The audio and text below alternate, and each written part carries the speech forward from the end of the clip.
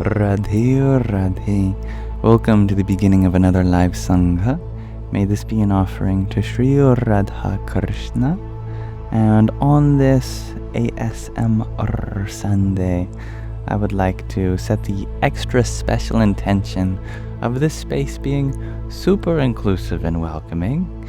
I hope you feel affirmed and validated, and I will try to speak soft-spokenly throughout the whole. Is that a word? Soft-spokenly? Soft-spoken? Without going too deep into anything that'll keep you up at night, hopefully. And of course, my intentions remain the same in other ways too, that I hope we come together as fellow students of life to uplift each other, relate in one another's experiences, and share positive sentiments. Hello, Sadiq. Welcome. I think you are the first one here. You're very early. Starting a little late today in the present moment, but that's all good. Hello, dear Marcy. Hello, Ragnhildur. Namaste. I hope you all who are joining now are feeling as well as you can in this moment. Check in with your body, with your feelings. And if you want to let me know how you are feeling, I'd love to hold space for that. Sadiq, you share that it's 3:47 for you at this hour. That sounds very early. Well, I hope you are getting to bed shortly, as you definitely deserve that rest. And I'm doing well. Thank you for asking, Ragnhildur. How are you, dear? And hello, Marcy. You are on time for once. Welcome. You arrive at the perfect time, always. Michelle, you are feeling splendid. I'm happy to hear that. Splendid is a good way to feel. As we welcome more guests, let's open the floor to answers for the question of the day today. Today I'm wondering, what can you do to relax after a long day? I think this will be applicable to many people. So maybe we can take an answer and leave an answer. Thank you, dear Carlos, for the heart me you have sent so early on today. Radhe o Radhe. Michelle, you're still feeling the meditation vibes from last night. So powerful. Oh, I'm happy you enjoyed that. Ahmed, you're wondering where am I from? For it's 3 a.m. for you. I am on the west coast of Canada. Good afternoon, strung by Stacy. Hello, Melissa. Ragnhildur, you share that you got COVID for the first time, but okay. Better late than never. No. Probably better never than late, in this case. That affirmation doesn't really work here, does it? Well, fortunately, you've got it in a time where there's so much more understanding of it. And now there are really great treatment protocols, and I'm sure that you'll get the best care that you can. But that is uncomfortable. I'm sorry to hear that. And hello, dear Dansuela. Happy to have you here, and I look forward to sharing your art today.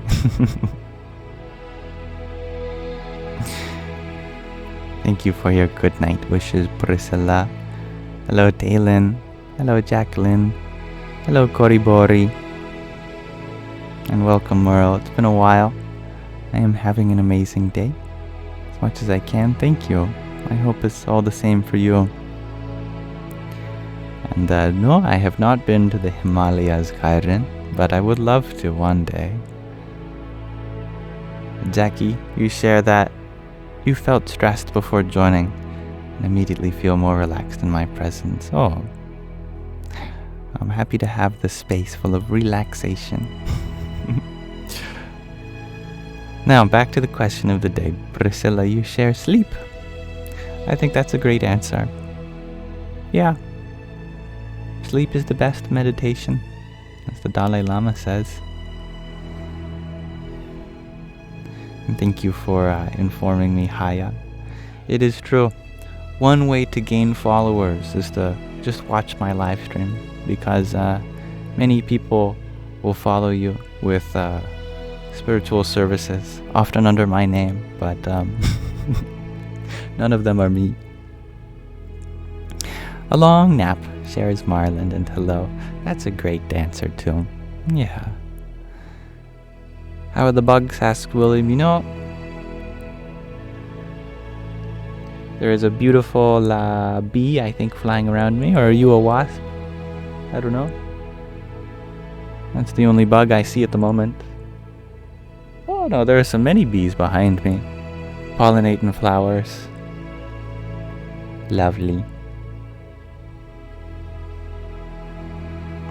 Kent and Lisa, you walk the beach.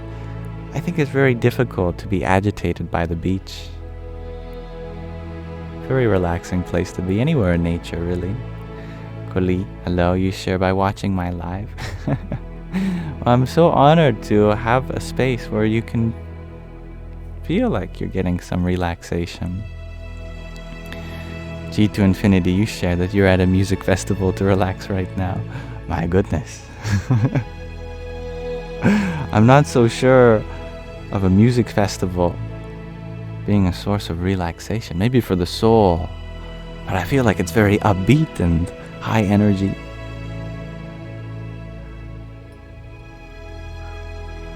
Speaking of which, you share Sandstorm just came on. Thank you, dear Kent and Lisa, for your community fest and your heart meet. Hari Om Tat Sat. Jacqueline, you share that you love how every day you see most the same people here. It's a wonderful community that I'm really grateful to be involved with. Brandon, you share that your friend Cole is going through some tough times. Can I give him some guiding words? Oh, of course, if I can. I don't know what dear Cole is going through, but every time I think about the name Cole, I think it's beautiful. It reminds me of, what remains after a fire. That you can burn wood and be left with coal, charcoal in this case. But that doesn't mean that there isn't any more potential in it to create illumination for fire. Because coal by itself is actually a great fuel source. It's fascinating that this is a fuel source that is created by burning something. So even if you feel like the heat of life is getting to you, burning you away, maybe it is actually there to cultivate a kind of deeper potential that's able to illuminate the path forward in a way that cannot be stopped. I don't know. That's just what I think about when I think about your name, Cole. But much love to you, and I know that despite the challenges in life, if we see them as opportunities, we can go forth with success.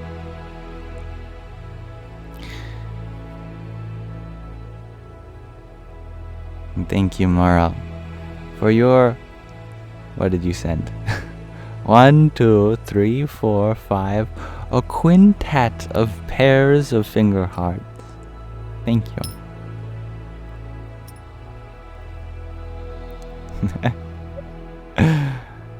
Hare Krishna. And thank you, Dark Izzy Dark, for the love, yo. Om Namah Shakti Shivaya. And thank you, Alcoholic Jesus, for your pair of finger hearts too. Om Dum Durgai Namaha.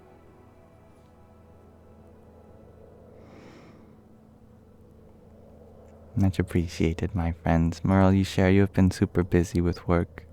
That's understandable.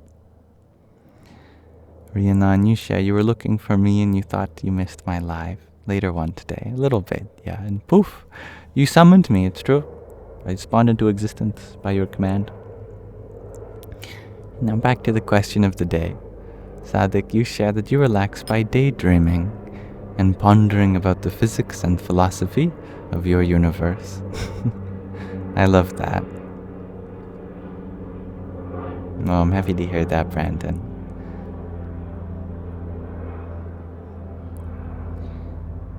Carlos, you share cats. Pets are wonderful gateways into presence. They are. Animals are very present. We can learn a lot from them in that way. Lizzie Lee, you share by lounging outside with a bowl of mixed fruit and a cup of fresh tea. I love that.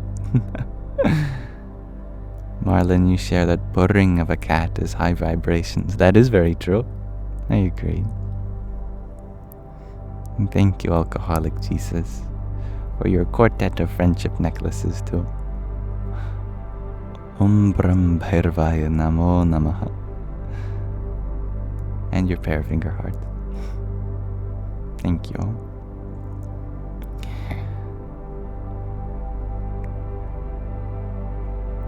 Meryl, you share that you sent a love blast this morning in meditation to the whole world. You hope someone out there felt it. Aw, how sweet is that? I think that's one of the best meditations. A lot of meditation is going within, but we can also be radiant in our meditation and cultivate a sense of expansion, that we are creating rippling effects of goodness across the cosmos. Oh, Cole, you are in the chat also. You are very welcome, my friend. Thank you for finding beauty in me. And I am very grateful for this exploration of the question of the day. Dark Izzy Dark, you like to think about deep things. Marcy, you like yoga for relaxing. Yoga is excellent for relaxation, and there's so many different forms. So thank you again, my dear friend, for exploring this question of the day with me. I hope that someone else's answer may resonate with you.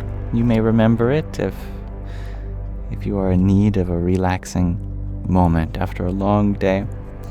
And I hope you feel content having the opportunity to share that with others, but no pressure. If you didn't answer, that's okay too.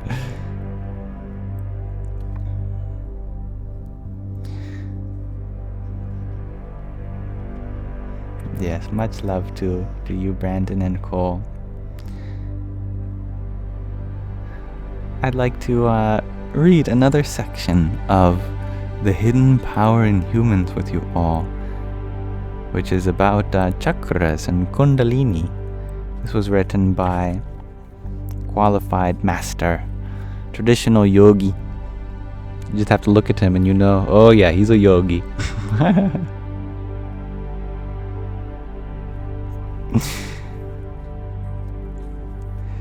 Yesterday we talked about the nature of mantra and how mantra comes in different forms. Mantra is one of the forms of yoga, mantra yoga, and it's a very powerful form. Today we're shifting topics philosophically to the supreme reality, to the source of all existence. In English we just have the word God, but in Sanskrit there are many words that quantify and qualify this ultimate existence. For example, there are two aspects of God called Nirguna and Saguna. Literally speaking, a guna means a quality or a characteristic in a form. Thus the prefix nir means without. So Nirguna means without form, and Saguna means with form. So we can think of God in terms of a nothingness or an everythingness, you could say. God can be experienced in two aspects, as Nirguna and Saguna. Nirguna is the eternal, all-pervading, and omnipresent divine consciousness. You can think about it as a great spaciousness in which the whole universe exists. And Saguna is the manifestation of God in form. You can think of that as the whole universe. The sun is a graphic simile for this. Sunlight is the Nirguna form of the sun, and the celestial body is the Saguna form. When the source manifests in form, he appears to be limited by his form, but his presence is unlimited and all-pervading. Nothing exists without the source's presence. The source is omnipresent and absolute. The source is in everything, and everything is in that source. The source exists in everything that we call good, as well as in everything we describe as bad. In God, there is no limitation or differentiation, only unity. Nirguna God is pure energy, the living and conscious power that is at work in the universe. Reality, the Supreme Self, is Nirguna. In the Katha Upanishad, it is said, Paramatma, which refers to the higher self, Parama meaning supreme, Atma meaning soul or self, is the same everywhere, in every world, on every level throughout the entire cosmos. Until you recognize this, you will continue to be reborn. Paramatma remains the same in past, present, and future. It is the same in the heart of an ant or an elephant, in every living being. It is the cause of everything. But how can one reach Nirguna God? How can one meditate on God? How can one become one with God? Our true self is Nirguna. It is shapeless. It has no form. The opposite of this is Saguna, our physical body, which we will have to leave one day. In essence, we are permanently connected with Nirguna. We are Nirguna, but we are not conscious of this.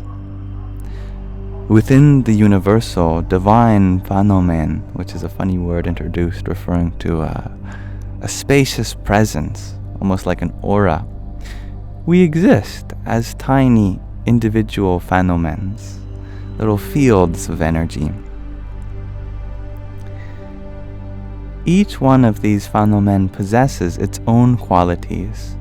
The individual phenomenon, the Jivatma, the individual soul, is like a delicate, iridescent soap bubble. In the center of this quote-unquote bubble is the Atma, the self, hidden and encased in the 5 koshas, the sheaths, the layers of being that we described in previous sections. Atma is a tiny spark of light, the essence of Paramatma, the higher self. And welcome Hare Krishna, Hare Rama. Hello Krishnan. Hello Hari and hello MJ. Hello Gule. The relationship between Jivatma, Atma and Paramatma, and also between Saguna and Nirguna, can be clarified by a comparison with water. Any water on our planet has its origin in the ocean, just as the Atma, the self existing within us, has its origin in the source, the Supreme Self. We can compare water transformed by the addition of different flavors or colors with the Jivatma and its personal qualities, and the Atma, the essence of the ocean, the essence of the higher personality with pure water, and Atma, the essence, I just read that, the essence of the higher personality with pure water. Just as a drop of water is part of the ocean, the Atma, the self, is eternally a part of the source. Quantity plays no role in this. It is only the quality and nature that are important. And we would never describe a drop of water as the ocean. When water rises in tiny drops from the ocean, we call it mist or fog. When this moisture rises up into the sky, it becomes known as clouds and rain. When it falls down again, the limited individual existence of a raindrop comes to an end when it unites with other drops in a lake, a stream, or river, and the existence of a river ends when it flows out into the ocean after a long journey. Then all the drops of water that had united in the river again become the ocean. In the same way as the drops of water reunite with their source, the ocean, our limited individual existence and consciousness will one day reunite with their source, the unlimited divine essence. Only the same qualities can unite. Only the same can become one. For as long as we still carry our personal qualities and karmas with us, union with the divine is not possible. Before we can attain God realization, we must shed all those feelings, thoughts, and qualities that are obstacles to the development of divine principles. Hola Mariam. Hello Gabriella. Our true self is not the body, nor the feelings, nor the thoughts, and neither is it the intellect, nor our qualities. The self is energy, vibration. It is in constant motion. It is only because of the ignorant notion that we do not know God that a difference exists between the self and God. God realization means self-realization. And at the same time, self-realization is God realization.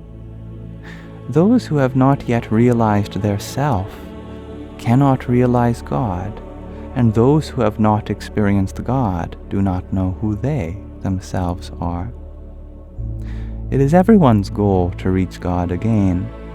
We are all travelers, and each soul is striving to return to God, either consciously or unconsciously, just as a stone falls to the earth because of gravity, and a river flows into the ocean because of the gradient. An elemental force of attraction draws us back to our source. We are all seeking that source, our true self.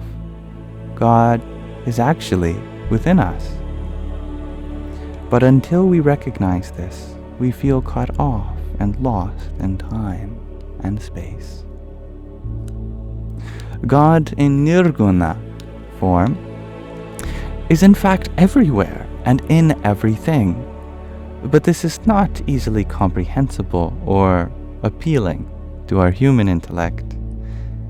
The ultimate goal of humans is to become one in consciousness with the Nirguna form of the divine, but the medium through which we can reach this goal is the embodied form of God, Saguna. It is difficult, or almost impossible, for our intellect to grasp and understand the universal, eternal, all-conscious and omnipresent divine energy. It is much easier for us to have a divine incarnation as a figurehead towards whom we are able to direct our feelings. In the Saguna aspect, God appears, perhaps from time to time in a human form, making it easier for us to come closer. There have been many divine incarnations in every age to show people the path to Nirguna, God. If we want to send a message in a bottle out into the ocean, one sure way would be to throw it in a large river. In this way, it will certainly reach the ocean sooner or later. In the same way, if we follow the river of consciousness of a divine incarnation, we will reach the ocean of Nirguna, formlessness, safely. When we trust in his guidance, we will definitely reach the goal. In this way, Saguna Bhakti, formful love and devotion to God in a form in which we are able to perceive and worship God, develops quite naturally from Nirguna, formless Bhakti, the realization of the divine will. Lord Krishna speaks about Saguna in the Bhagavad Gita, specifically the 7th verse of the 4th chapter. Whenever righteousness is on the decline and unrighteousness is on the increase, I appear in the material world. From age to age I come into being to protect the good, destroy the bad, and consolidate righteousness. From time to time, the divine light, the power and wisdom of God manifests in a human body. Personalities who are born as perfect and realized ones are called avatars, literally meaning descending or descensions. Divine incarnations. They come to earth as liberators and saviors to teach people the eternal truth and inspire them to follow the spiritual path. Hello, dear Jackie. They are the Satgurus, the divine masters. Divine incarnations live in the world just like us. Externally, there is no difference to other people. Their body consists of earthly elements and is subject to the same laws of nature. But their mind and consciousness stands above all the laws and limitations of nature.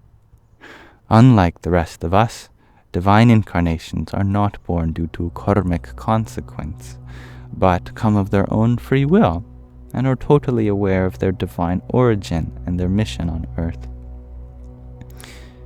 There is one question that constantly concerns people. Why the number of divine incarnations on earth? There is only one God who has neither form nor name. It is the human mind that has created many different images and forms of God.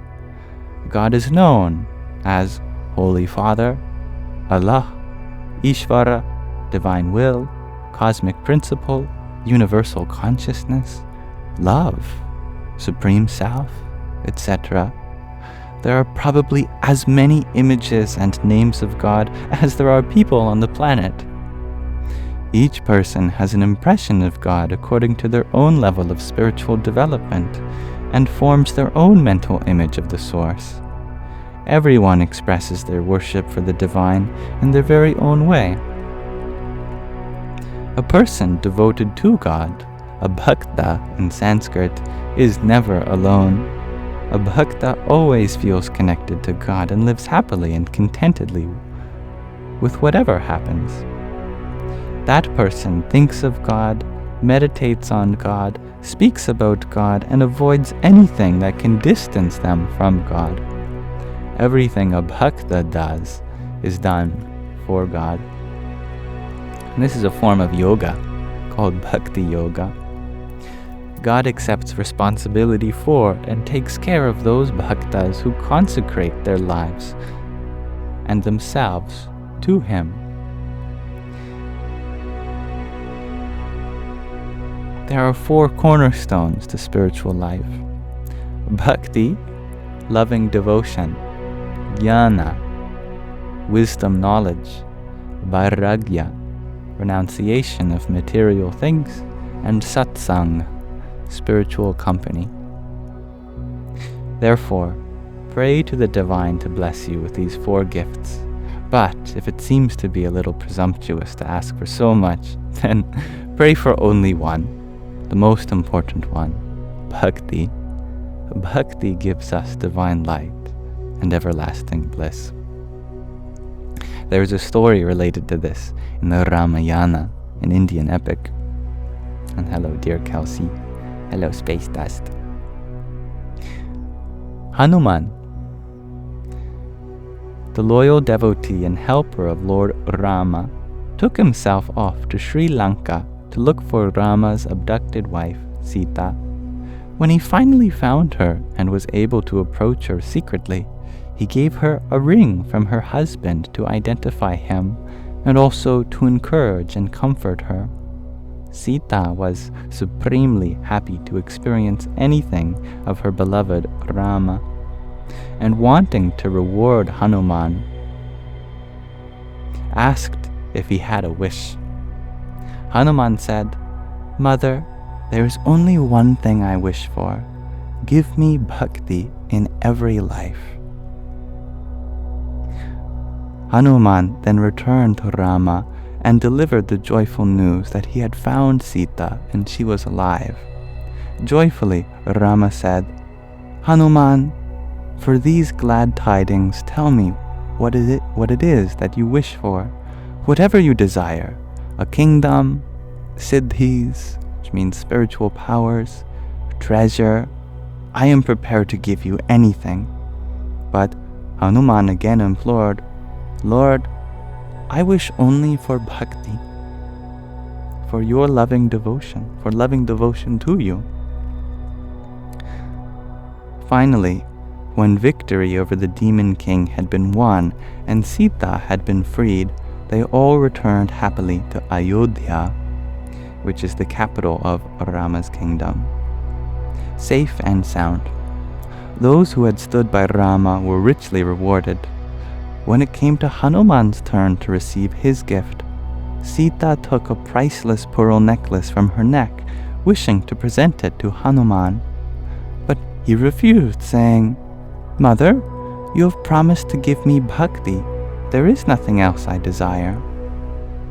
Bhakti was 1,000 times more valuable to Hanuman than wealth, glory, or fame. There are two types of bhakti, Nirguna and Saguna, and both are equally important. For as long as we are able to understand God and the spiritual master in both aspects, Nirguna being formless and Saguna having a form, and believe in them, we cannot attain moksha, liberation, or spiritual transcendence. We should recognize and realize both forms.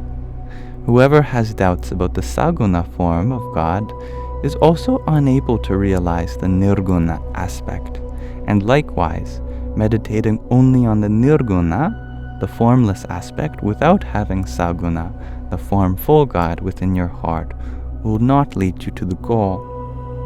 Unfortunately, in many cases, people's visions of God have become misguided and dogmatic, and historically have given rise to numerous rivalries, disputes, and so-called holy wars, which are still occurring today. There are no wars that are holy.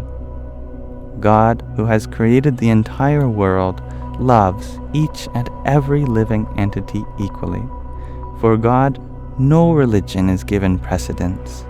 A God who claims to be Christian, Hindu, or Muslim is definitely not God, because in God there is no duality. Such limitations are the work of humanity and cause much suffering in the world. Often we come across the narrow-minded and fanatical view that my faith and my God are the best and all others are false, or at least inferior. It is just like children squabbling over whose father is the best. And just as the parents of each one are the best parents for them, the form of God that we love and worship is the right and best form for us. With the knowledge that there is only one God who has been given many different names and forms by those who love God, our attitude to other religions and systems of belief should always be shaped by tolerance and respect. When we are able to see, honor, and love God in every one of our fellow humans, we are certainly on the right path. Thank you for listening. That was a longer passage, but definitely one that deserves to be heard in full on the nature of Nirguna and Saguna Brahman. Next time we'll talk about Shiva and Shakti, on consciousness and energy. Thank you for listening. Om Namah Shakti Shivaya.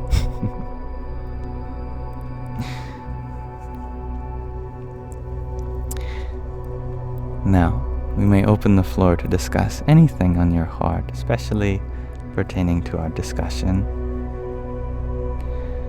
And thank you, dear Dark Izzy Dark, for the pair of roses you sent as we were reading Radhe Radhe.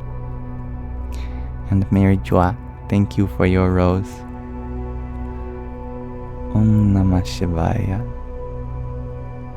And thank you, Peter Schaefer, for your rose too. Hare Krishna. Bobby Sue, thank you for your cheer you up, your best team, your heart me, and a team bracelet. Om Ganganapataye Namaha. And Hybrid Jen, thank you for your disco love and dozen roses. Hari Om Tat Sat. And thank you, Wes, for your heart me as well. Much love.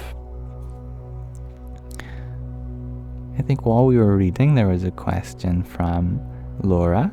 You shared that you saw that my profile says I use any pronouns. Can you call me she, her? Whatever you feel most comfortable with. I have to respect that the Divine Mother has given me a body. This is from Mother Nature. And Mother Nature is definitely a she.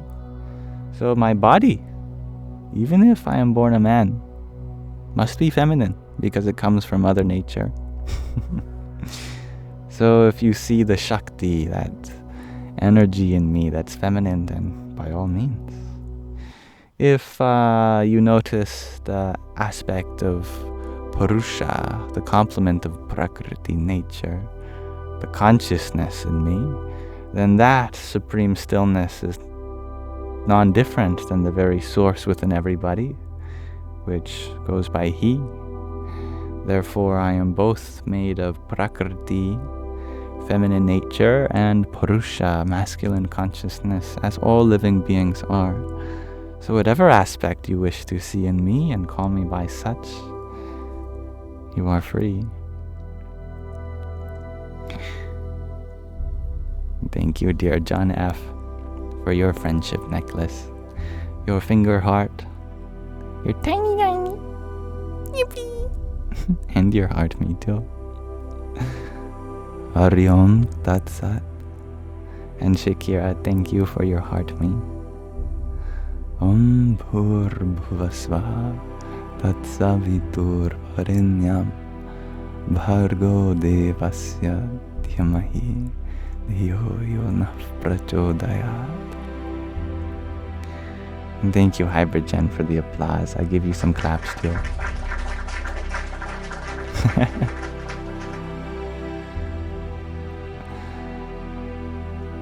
Hari, you had asked if I could discuss more on the nature of what we just read. Wasn't that so? Can I please explain more about the book? Well, the book is from one of our guests, Ushabai, who is a disciple of this guru,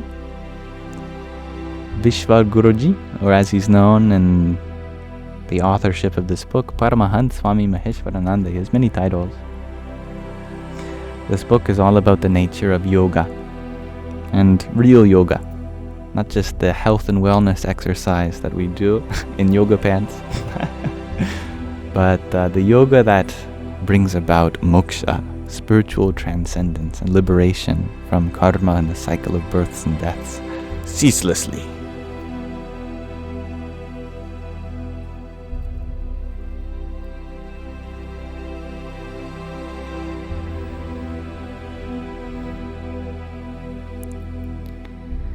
Chloe Evans, you're wondering, what does opening your third eye feel like? Well, the third eye represents your ability to see the divine within everything around you.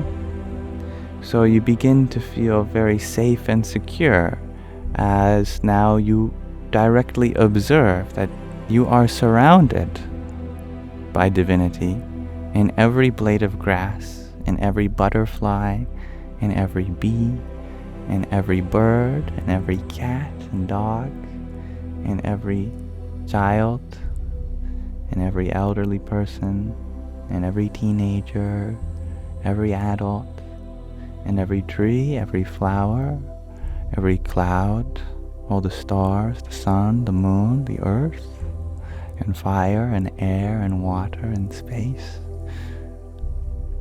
It means that there is nothing you look at that is not the ultimate. Everything becomes a source of joy for you just by looking at an apple, just by looking at the color green, by your friend, by seeing someone in need of help. All we see is the divine. The ultimate Play-Doh. You know Play-Doh?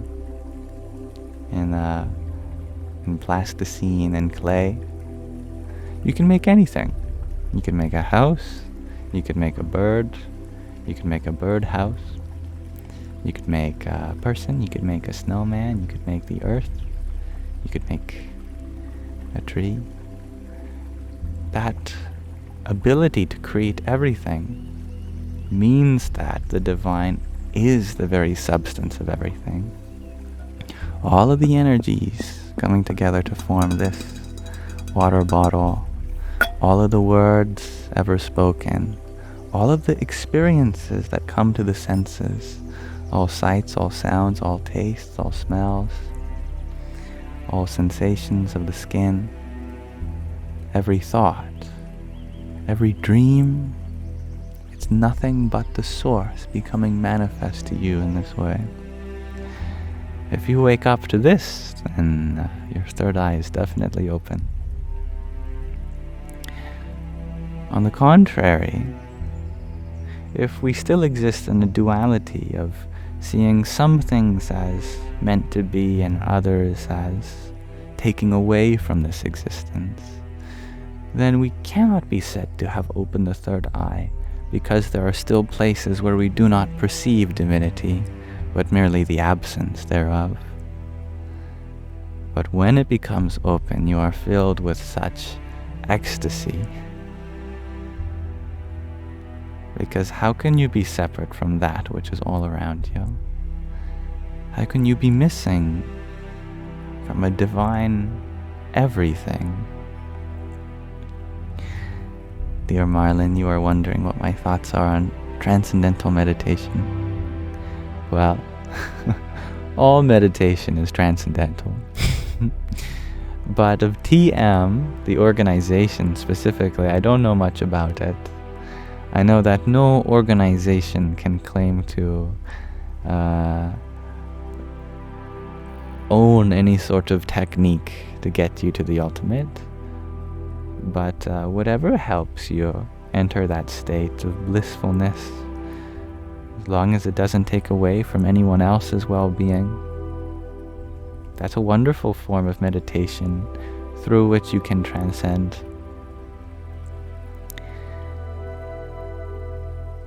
Thank you, Sven Sirius, for your quintet of roses. Hari Om Tat Sat.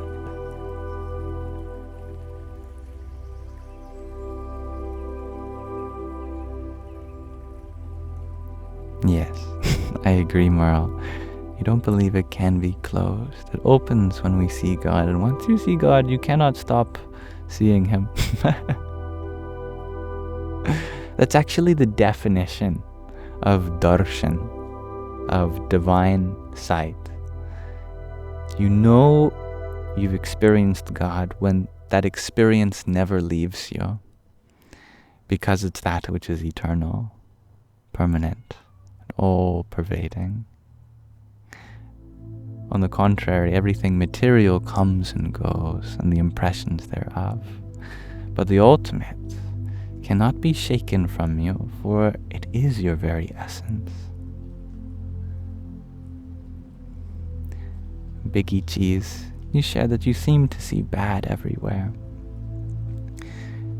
That's a great place to start, because you know what it means to see bad everywhere? It means that you see the potential for good everywhere, and it's that potential that is the true goodness. For example, you are walking down the street and you see someone in need of help. You could say that that's something very bad, that someone needs help. But quite the contrary, the fact that there is an opportunity for you to be of help, that's very good. The fact that you have an ability to spread kindness, to be someone's comfort, to spread light and love, oh, that potential for goodness is very good in and of itself, isn't it?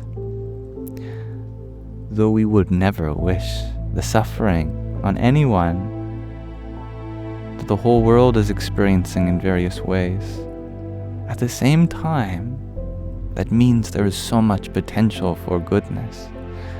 Isn't that wonderful?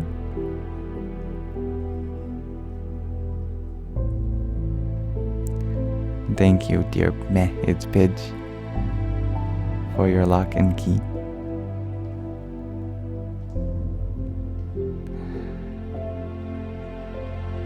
Radhe Radhe. Thank you, dear Hybrid Jen, for your 15 roses. Om Kring Galikaye Namaha. Shakira, you're wondering, do I feel like I have opened my third eye?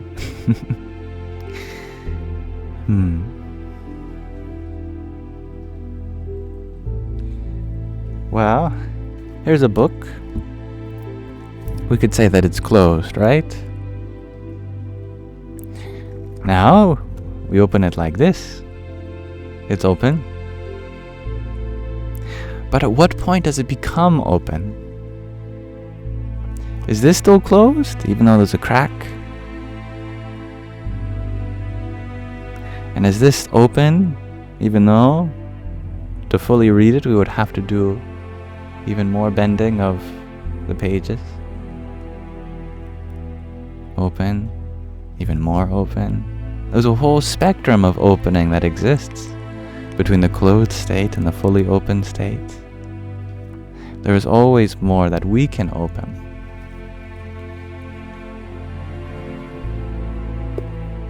Therefore, I cannot say to have a fully open chakra on any level.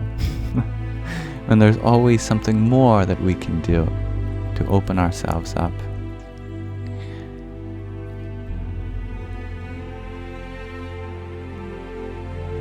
Thank you, dear Ava, for your 10 fires. Hariom Tat Sat. Do you share that Schrödinger cat theories about this? Yes, in quantum mechanics,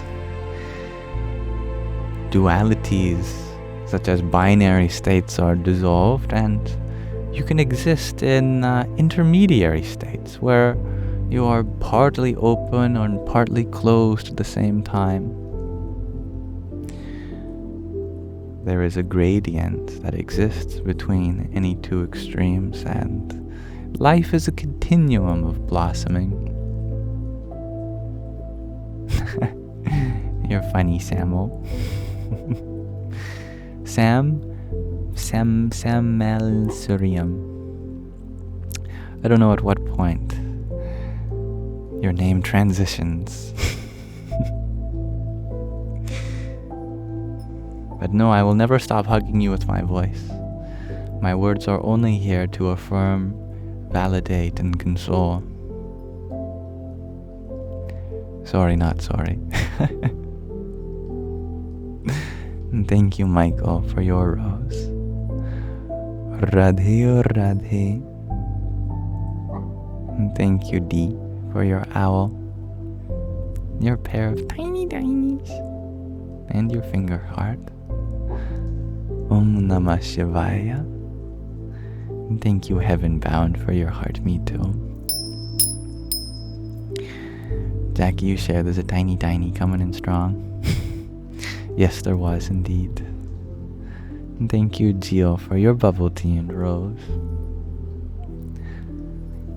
Om Sum Suryaya Namaha.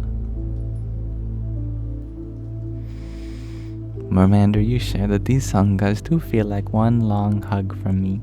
Oh, of course. I'm so happy to hear that, as that is my intention.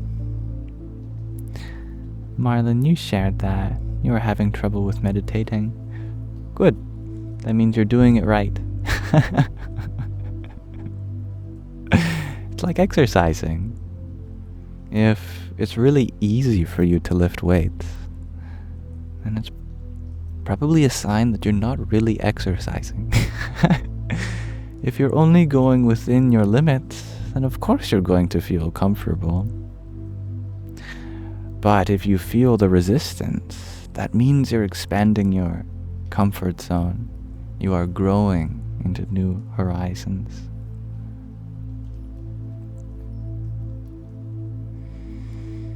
D, you share you could never meditate like just sitting.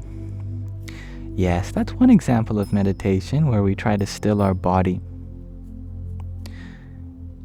As we grow in our spiritual understanding, we know that stillness is only possible the deeper we go.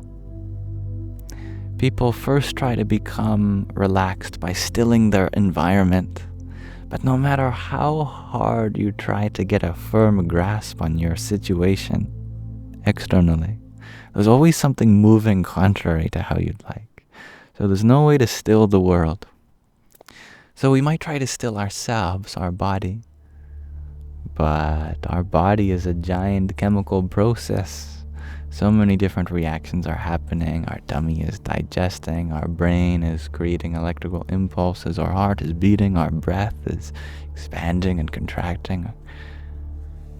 We cannot fully still our body either. What about our mind? Can we still these thoughts? Well, you try as you might, but your mind is always moving also. The more inner we go, the more stillness is possible, but only as you are. As Satchit Anandam, as truth, consciousness, bliss is their stillness. But we have to see beyond the mind, beyond the body, beyond the world, and the spacious presence that the whole world is contained within, and with it our body and our mind.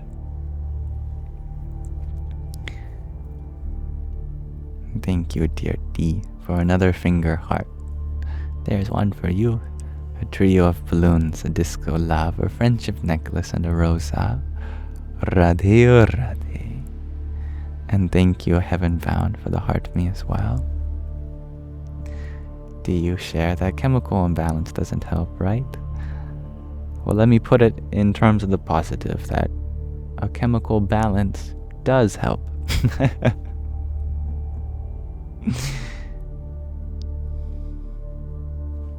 Now, Bobby Sue, you share that you struggle with the conflict you see. It feels like it's everywhere. Of course, that's the nature of the universe, is that there's always going to be two things rubbing against each other. The Shakti, the feminine aspect of expansion, and the masculine Shiva aspect of contraction. In a conversation between two people, one person always wants to dance from one topic to another like Shakti, whereas the other person wants to go deep into just one topic like Shiva. Whenever there is a creation of some identity somewhere, there is a correspondingly complementary identity somewhere else that shows another way. This conflict is a part of the world, and from one perspective, it's seen as something wrong with it, like we should all be in harmony. And that is what we're ultimately moving towards. But from another perspective, it's part of the dance, it's part of the lila, the play of life. All the conflicts are but potentials. They're opportunities for us to see unity. But first we have to struggle. We have to chew on it and tassel around with confliction. And this is the journey of infinity. There is always going to be some conflict in the world. But that doesn't mean you can't be happy until peace comes. We can be peaceful within ourselves, and then from that, see all the opportunities in the conflict around us as aspects for us to work on. Whenever someone is causing us trouble, that's an opportunity to be patient. Whenever someone is in pain, that's an opportunity for us to be empathetic. Whenever there is distress between two people, that's an opportunity for us to be a middle ground, a third party. Every conflict that arises in the world is an opportunity for us. And the more we learn to remember that, keep that seated in our buddhi, in our faculty of knowledge, then we start to see all the troubles in the world as places of potential for growth. And we can really almost start to enjoy the play. Now, of course, we have to add to that we don't enjoy the fact that people are suffering. Never. But we enjoy that we have an ability in being involved in that. We enjoy that we can be of help, that we can practice patience and empathy, as that's our birthright. We get to express our infinite self by having these opportunities.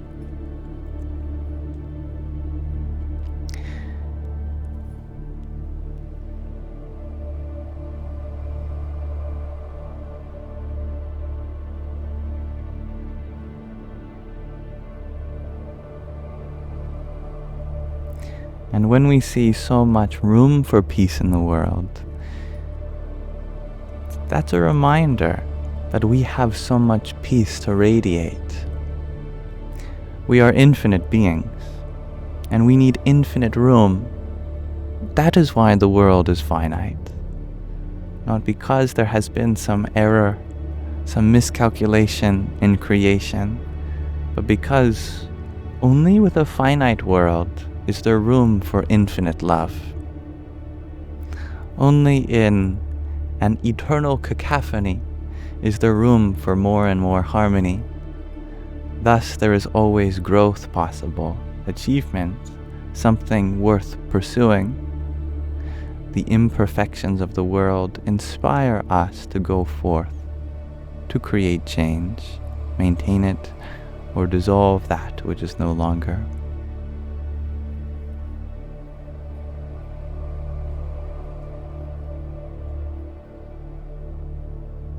And thank you, Entrepreneurs Academy, for your octet of roses. Hari Om Tat Sat. And Federica, thank you for the love, yo. Radhe Radhe. That's funny, hybrid Jen.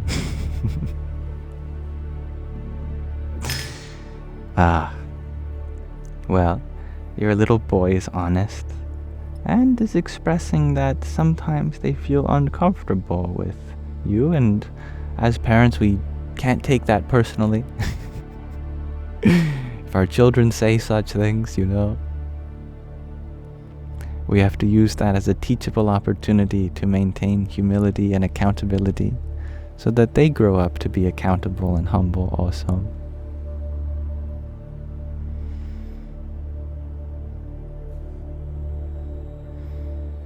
Thank you, Dark Izzy. And Federica, thank you for another heart me too. Sum Soryaya Namaha. And Jenny, thank you for your 24 roses. Hare Krishna. Bobby Sue, you share that. You think you feel beaten You want to withdraw from the harshness, but you agree with all I have said. Well, I will add to that you deserve periods of rest, and just as there is opportunity to give to the world, remember that our body is part of the world. So we have opportunities to give to our body, to give to our mind, to spread peace and joy within our body and mind, just as we do for others. And as we do so, we become role models. The more we authentically show what it means to love ourselves, the more others can see that it's okay to harbor love for yourself. Sometimes self-love can be selfless love, and selfless love can be self-love. Thank you, Michelle, for your quartet of roses. Om Namo Bhagavate Vasudevaya.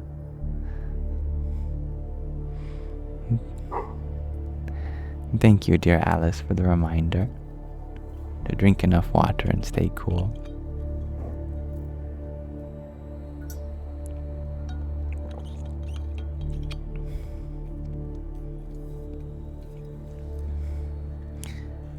Thank you for being receptive to what I have to share, Miss Glitch.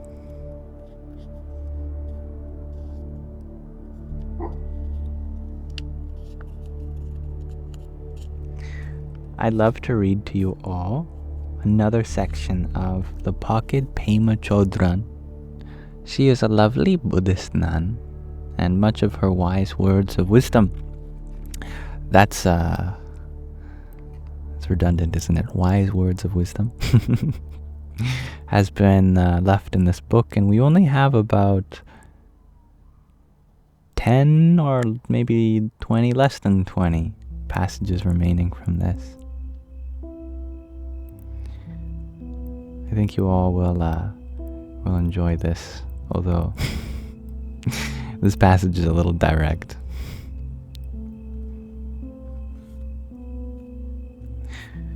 This passage is titled No Happy Ending. There, number 38. In one of the first teachings I ever heard, the teacher said, I don't know why you came here, but I want to tell you right now that the basis of this whole teaching is that you're never going to get it all together. I felt like he had just slapped me on the face or thrown cold water over my head, but I've always remembered it. There isn't going to be some precious future time when all the loose ends will be tied up. Even though it was shocking to me, it rang true. One of the things that keeps us unhappy is this continual searching for pleasure or security, searching for a little more comfortable situation, either at the domestic level or at the spiritual level, or at the level of mental peace. A sobering reminder. The passage ends there. No happy ending. But what about a happy beginning? Hey? Thank you for listening. I thought that'd be a nice little interim. It means that all the peace that we can find, it is not found in any other time than the one we exist now. This moment contains everything we need in order to discover true peace and contentment. But it is no easy task by all means. Hello, Gabe. But it does get easier over time. Speaking of time. Hello, Jai. Thank you for sharing your love.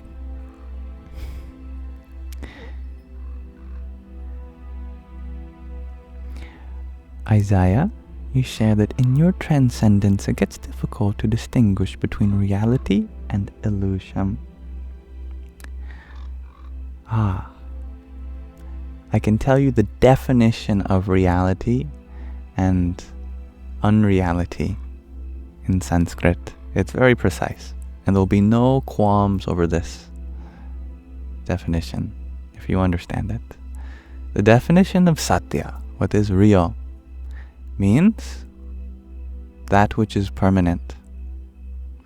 That which is illusory is known as asatya and is temporary. We can apply this definition in many ways. For example, if we believe that achieving some material existence like a nice house, a big family, a nice job, a nice car, all of the best merchandise in the world will make us happy, then that is illusory because it is temporary. We cannot keep our house in the afterlife. We cannot bring anyone with us. We cannot bring our car. We lose our job title. Everything that we attain in this world is illusory. Not in the sense that it doesn't really occur. It absolutely does. In no way does this imply that this existence is not really happening. But it's an illusion that it will bring happiness. That there's something in material existence that will fully satisfy you. That's the definition of asatya, unreality. But yourself, being the only thing you will always have, that is satya, the ultimate reality, because you will always have it. And therefore, any happiness you could ever hope to find must be within yourself, the permanent reality that is enduring. Why is this so? We know from experience that everything good that happens, the moment it's gone, we now want it back. Even if we have a really nice time Friday night going to the bar with friends and we take lots of pictures and we have so much fun, the moment that Saturday morning comes around, we're in need of that happiness again. So, what we're really in search for is not something that the world can give us. It can only come from something eternal. What is eternal in this world? Nothing in the world.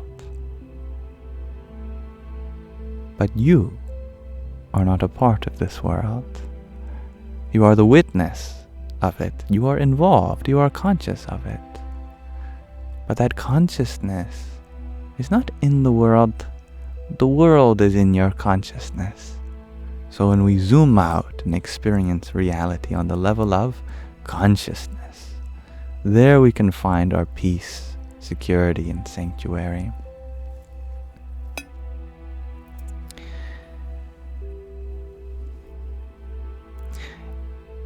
You may have heard in the world of non-duality the term Maya, which gets translated as illusory reality, and that comes with this impression that this world is not real. But that's a recent advent, part of something called Neo-Advaita, which is a very radical twist on the original Advaita Vedantin tradition, stemming back thousands of years from the time of Adi Shankaracharya. All the original Advaita Vedantins agreed that this world is a very real phenomenon. Just according to the definition of what is permanent, it is less real than Satchitananda, Brahman, Atma, Chaitanya, an existence, consciousness, bliss, the ultimate reality, awareness. But Maya is also eternal, but nothing in it remains the same forever. Maya literally translates to the material existence, and it's a form of God. It's the Saguna Brahman, the formful aspect of the source.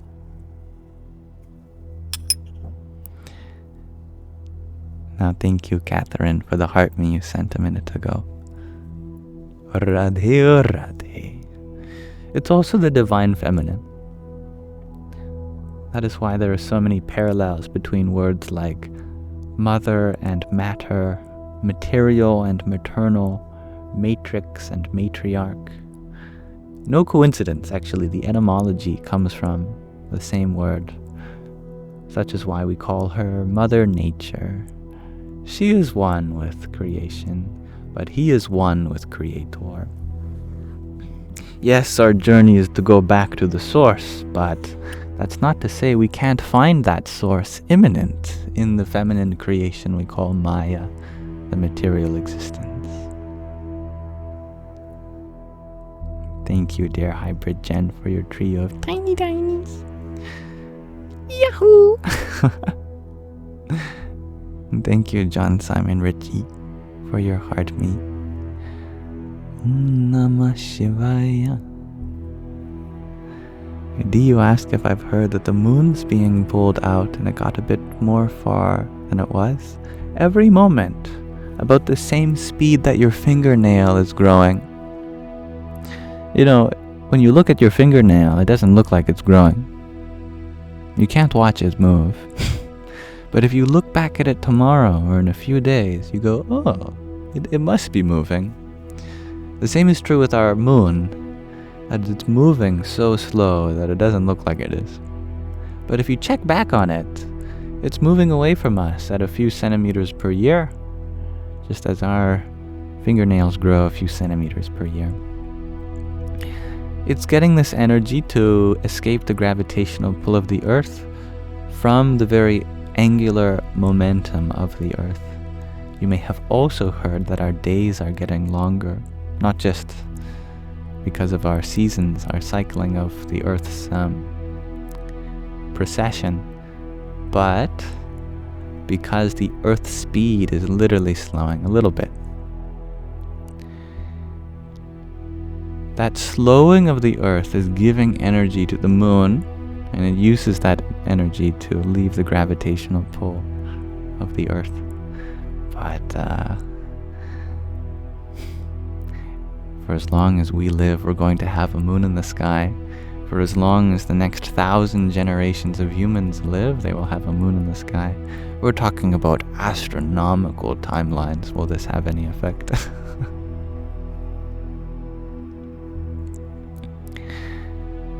And thank you, dear Starlight Wow, for your flowers and heart me. Mani Padmeham. No, I've never tried that, not the stand user, but that's wonderful of an idea. I think Tibetan or Mongolian throat singing, oh, those are such wonderful art forms and also deep spiritual practices.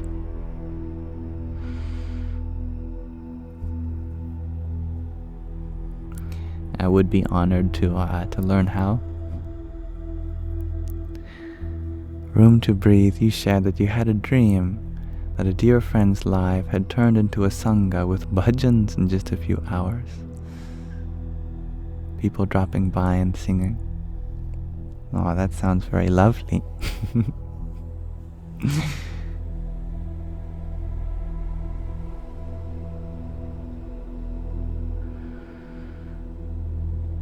Do you share that I should do a camp with discussions and meditation and tree hugs and rain and moon dance? That all sounds very lovely and a way to connect myself with Mother Nature.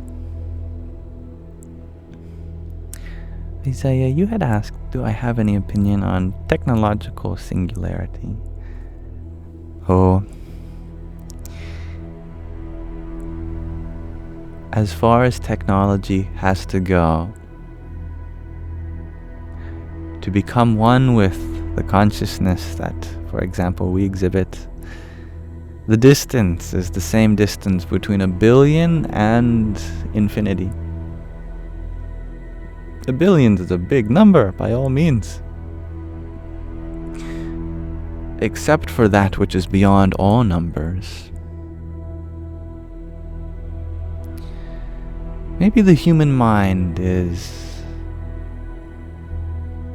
1 trillion, and current AI is at 1 billion. Both are big numbers, but the consciousness which contains our experience, that's an infinity that cannot be touched by anything material. As the great mathematician and physicist Dr. Roger Penrose said in an interview, you get this funny feeling the more you work with mathematics that it's not something that can ever describe consciousness. Consciousness is not an algorithm. It's not a computation. It's not a series of logical bits and gates.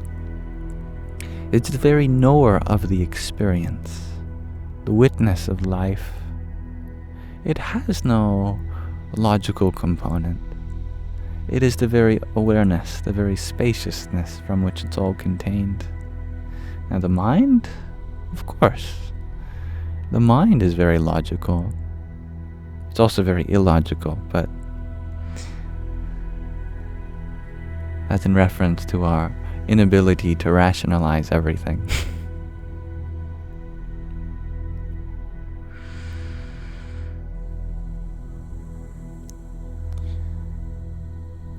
But consciousness is not something that can be simulated. Why? Because consciousness, by definition, is a supreme subject. You know in school that every clause, every sentence has a subject and an object and a verb.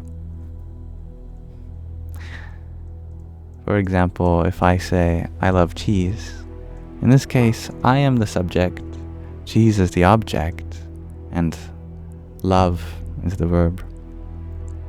But consciousness is a supreme subject, meaning that it can never be the object of a sentence.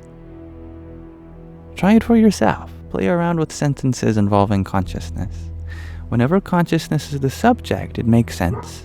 But if consciousness is the object, it doesn't make sense. Consciousness sees, consciousness hears, consciousness tastes, consciousness knows, consciousness thinks. But can consciousness ever be seen?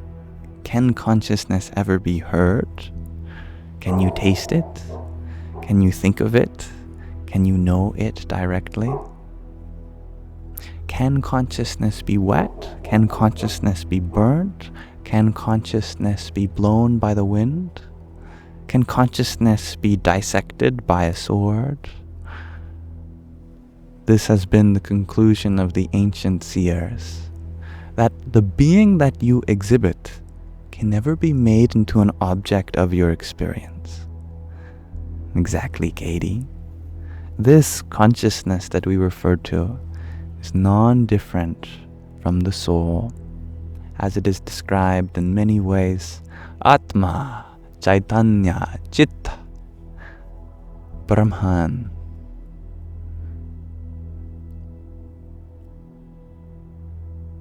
Therefore, nothing about it can be replicated by an object, because in order for that to logically be the case, it would have to be an object. It would have to exhibit the qualities of space and time. But consciousness is not a part of space and time. It is the reference point to which space and time appear to us. That's right, Isaiah. Consciousness is the wisher and the watcher together, the knower, the witness, the observer, the experiencer, the perceiver. Many different words point to this happening.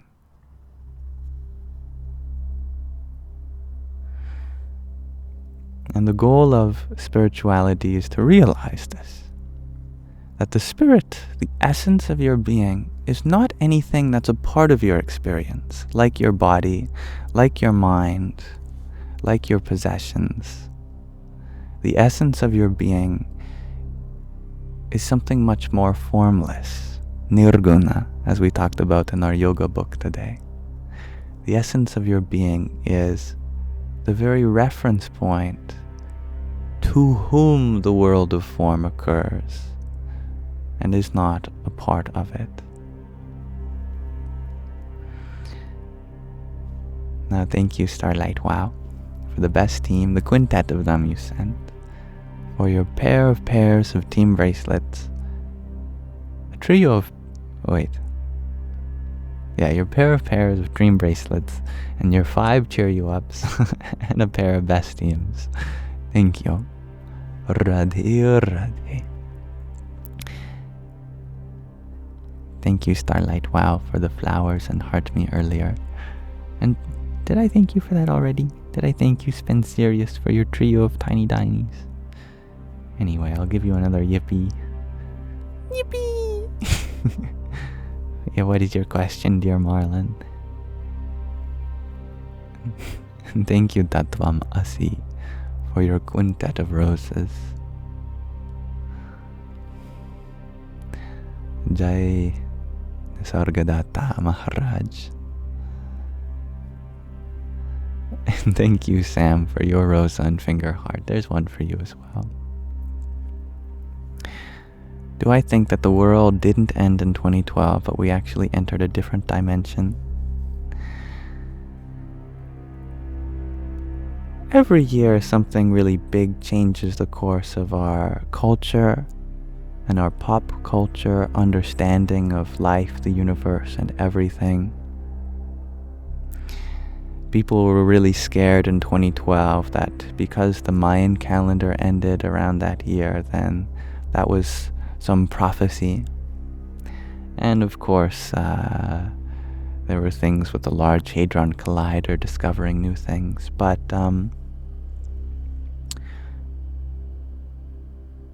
clearly we are still here. We are still experiencing the very same world, but the same world is changing, as it has always been. The fashion today is very different than it was a year ago, 2 years ago, 5, 10, 15, 20. Our understanding of different scientific areas has improved. Different world events have happened. It's all a continuum. In some way, the world ends every time you go to sleep, and it begins again every time you wake up. And did we enter a new dimension? Well, that's a fun way of thinking about the world, but we enter new dimensions every time we wake up. Every time we wake up, there's a new aspect of life to explore. And there's no reason to fear that some grand event is going to suddenly and dramatically shape the course of history. Life goes on, as it has for thousands of years.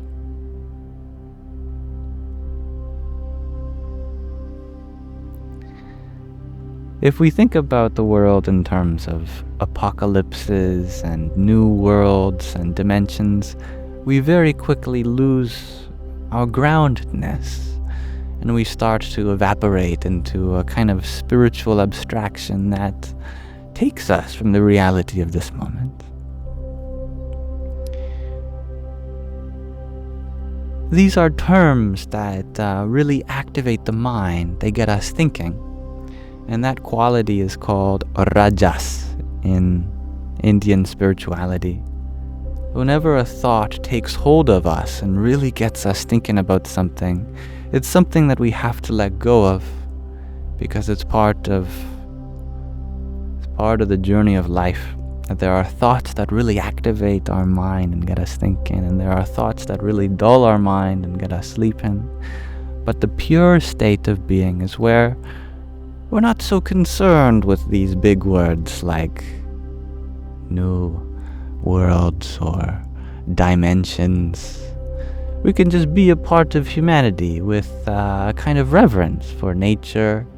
We don't have to be thinking in terms of such buzzwords. That's a recent kind of advent, and it's one way in which many people get into spirituality, by thinking in terms of these big concepts, but ultimately they overwhelm the spiritual practitioner very quickly, and you start to get very paranoid about various things like aliens and energies and dimensions. Don't worry about these things on the spiritual path. They are symbolic, but they're not something meant to scare you or spiral you into some panic of anxiety. Everything has a symbolism, but this world is very much the same world as it has always been.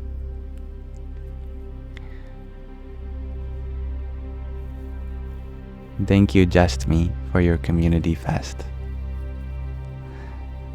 Om Namah Shakti Shivaya.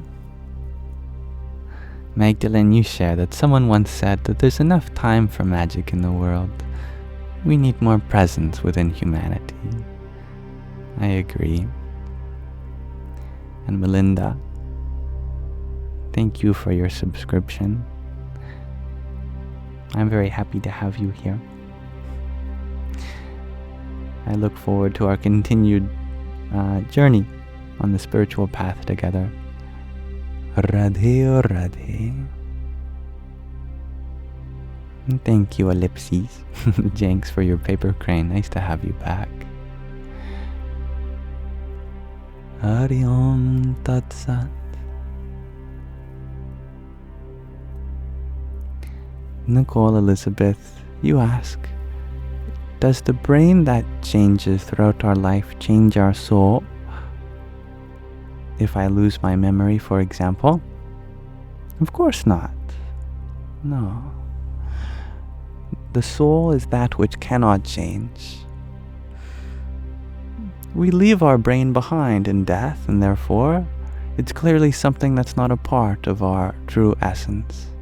It's something that we use like an instrument. And we should take care of our instruments if we want to play beautiful music. But that doesn't mean a musician is any less of a musician without their instrument. When it comes to losing one's mind and memory, we just have to exercise it like anything else. Like with our strength, we have to use our muscles at least once a day in order to retain our muscle mass. So too, if we want to retain our sharpness of mind, we have to exercise it too. Maybe do a Sudoku or a little puzzle. Do some math even. Play a word game with a friend. Exercise the mind just like you exercise your body, and you will be able to maintain the health of both.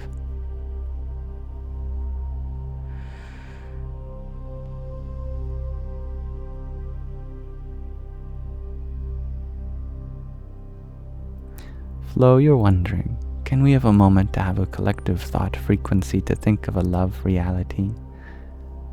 Sure. I love that idea.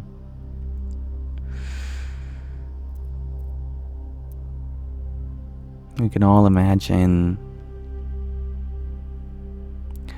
filling all the gaps of love in the world with all the love in our heart, as if it were emanating from our being. And then we drop into a state of fulfillment. Relax into a state of humility and deep-seated compassion for all the beings around the world. We understand that that feeling of an individual experience that's unique to ourselves, is not so different than that I am consciousness in every life form. And in that way, we are the same.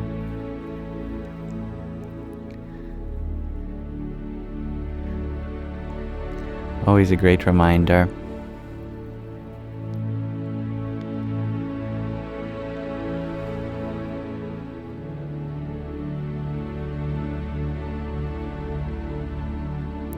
The letter S, you are wondering, what are my thoughts on all the hatred in the world? A reminder to be more patient and loving ourselves.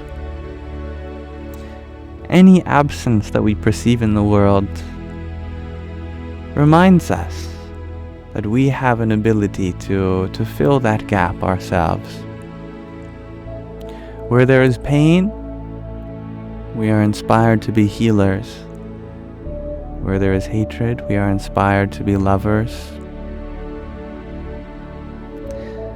Where there is misery, we are inspired to be joyful. Whatever the world lacks, we can cultivate within our hearts.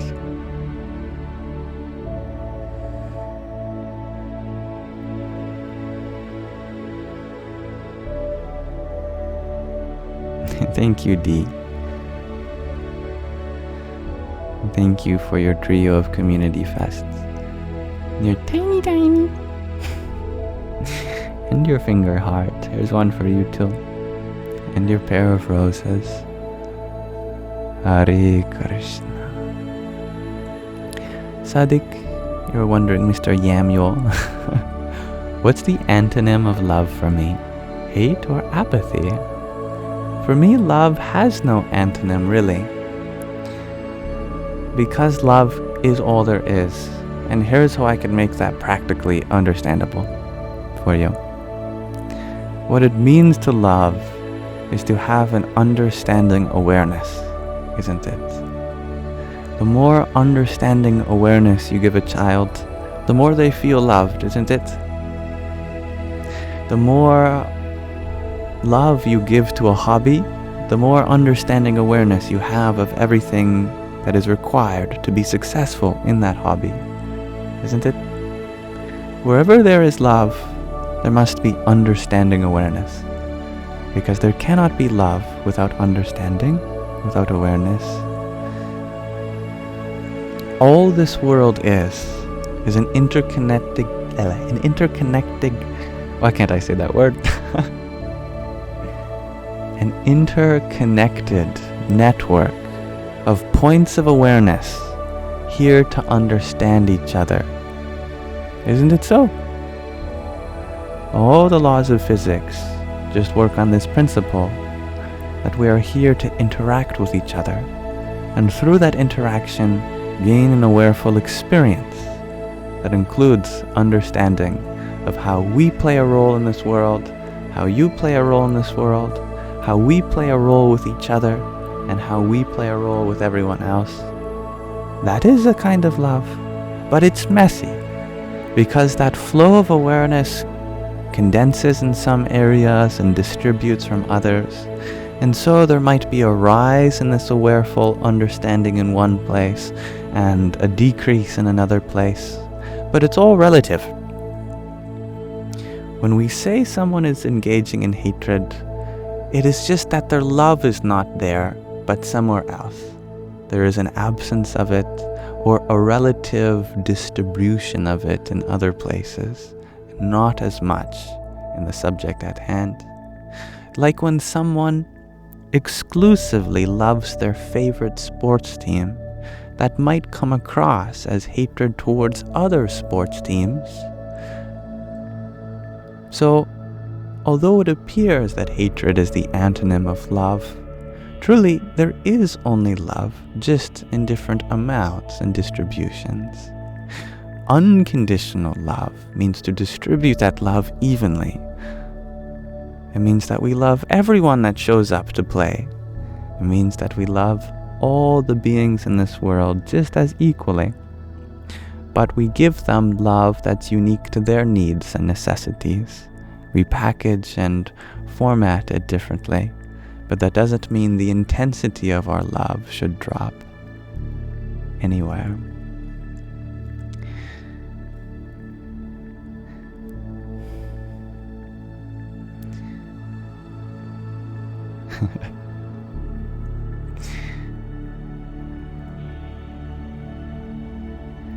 Thank you, Jenks, for the garland headpiece you sent and a 12 finger hearts. That's very kind of you. Om Pram Bhairvaya Namo Namaha. And I love that, Sadik. Love is more intense the more you spread it. And love is one of those things that you only gain more of by giving. And therefore it really can't be material. Love must be immaterial. Because all things material are scarce. You can only harbor it and give it, and then you have less of it. But love? You can harbor it, but that doesn't mean you're taking it away from anyone else. And you can give it, and yet you still have just as much as you had before. Therefore, love is infinite. Love is everlasting. Love is ever fresh. And thank you, Tin Man Doug, for the 11 roses you sent. Hare Krishna. Tin Man Doug, you share that I should record meditation sounds and yamisms. I could share to more souls. Blessings to me. Well, thank you for finding something in me worthy of sharing. I definitely do try to upload all of the meditations that we do here as I clip them. And I love that, the original Gina. Be love, give love, receive love. And I like that flow. In the beginning was the Word, love. And love was with the Word. Love was the Word.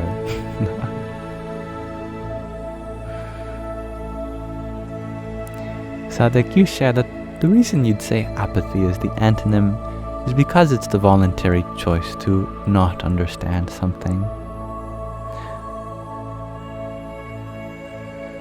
That makes sense to me. Logically, that is rather sound. I will add, not to oppose, but to share, that if we think about love in terms of opposites, then it is very difficult to see a world which is full of love. So instead of finding an antonym, which you can do logically speaking, we should strive to see only a non-duality of love, rather than filtering out the world in terms of this or that. I don't believe that anyone consciously chooses to remain ignorant, because that's the definition of unconsciousness. Consciousness means that you are aware and full of understanding. When someone is not, then they are simply behaving unconsciously. Though it is no excuse, we can understand that there is no conscious harm done to anyone, because if anyone inflicts harm, they are not a conscious being. To be conscious means you understand the consequences of your actions. To be fully conscious means that you recognize the self in you and the self in others as one. Only an unconscious person would cause suffering, because they do not realize that the very same consciousness in them is the same consciousness in yourself. We are all but mirrors for the very same light. Just as a sun shines impartially towards the whole of the earth, so too we find an individual reflection in each of its water bodies. But that is not to say the reflection of the individual water bodies implies individual suns. For we are merely water bodies reflecting the very same light of the source of consciousness.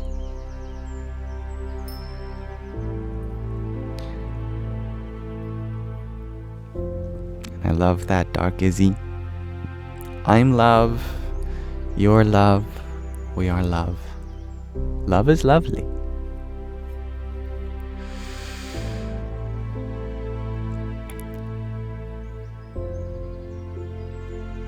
Thank you, dear Hybrid Chen, for the beautiful paper crane you sent a minute ago. Radhe oh Radhe. James, thank you for your heart me too. Om Dum Durgaye Namaha.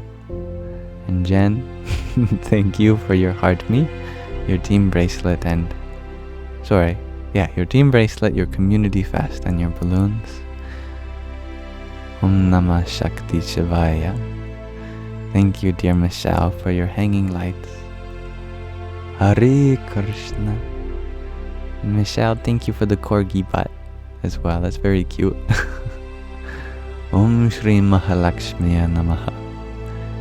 And Passion Flower, thank you for your 6 roses. Om Shri Hanumate Namaha. Thank you, Jenks, for the garland headpiece too. Radhe Radhe. Serena, you're wondering what my opinion is on the color green. I don't know if I'm a person that has opinions on various colors. For me, what makes the color space beautiful is the diversity. If everything were the color green, then would it really be different than living in a black and white world of just shades of monotone gray? The beauty of any color exists in contrast to the other colors. The same is true for saturation and brightness. All of the diversity we experience in this world creates the uniqueness of each expression. Therefore, you are unique because there are so many beings that are also unique. You are beautiful in your own way because there's so much beauty in other ways. The color green is wonderful, as there is wonder in all the other colors too.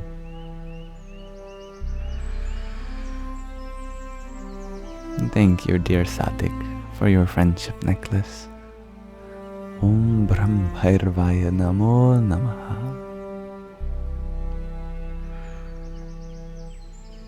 James, you share that it bends your mind to think that some animals see colors that we don't.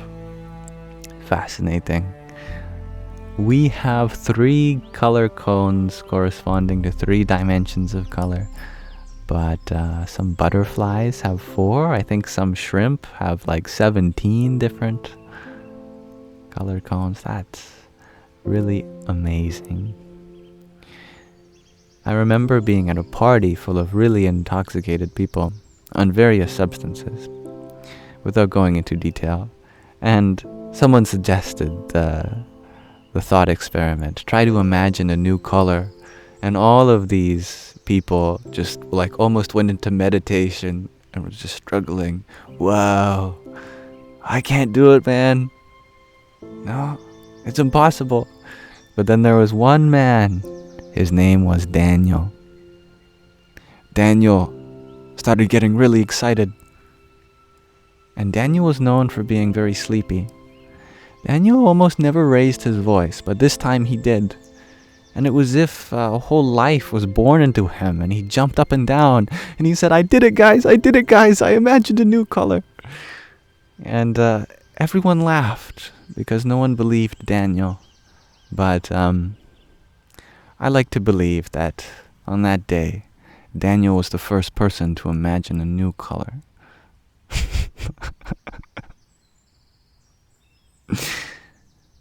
Thank you, dear Jen, for your pair of flowers as well.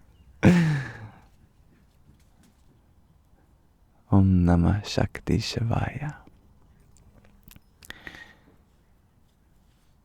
Thank you, dear Jenks, for your tiny.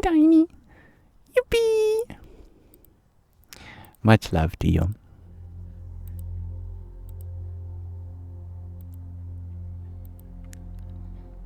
Helen, you want to know what the color was? Me too. Me too. Perhaps the only way we can know is to experience life through Daniel's eyes. But that was an experience that was precious to him. But I think we all know what that feeling was like, to discover something that we felt was new. And I love that.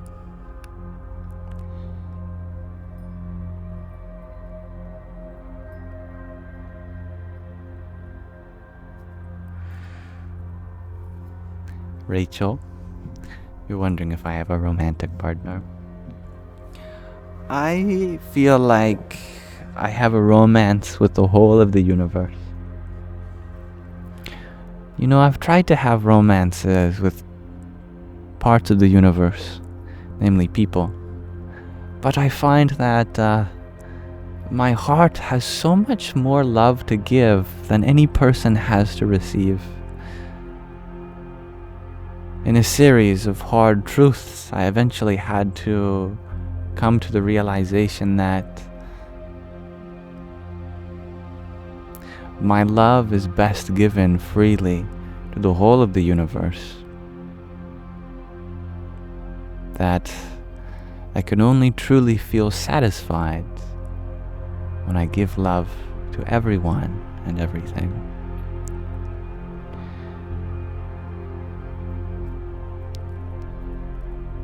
Thank you, Cosmic, for your trio of roses. Radhe, Radhe. And Hybrid Jen, thank you for your trio of disco loves.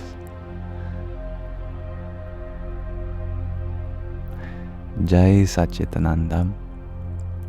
Rhiannon, you share no lady for Yami ever? Weren't you listening? I said everything I experience a romance with. Mother Nature, I am married to.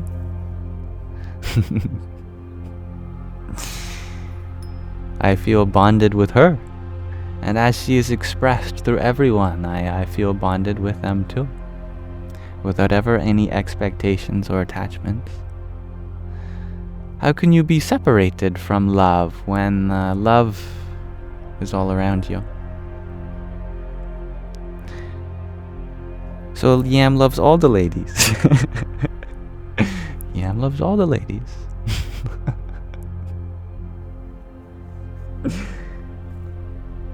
All the guys. All the cats. All the dogs. All the fishies and birds. All the blades of grass and the spiders and the clouds and the sun and moon and the stars.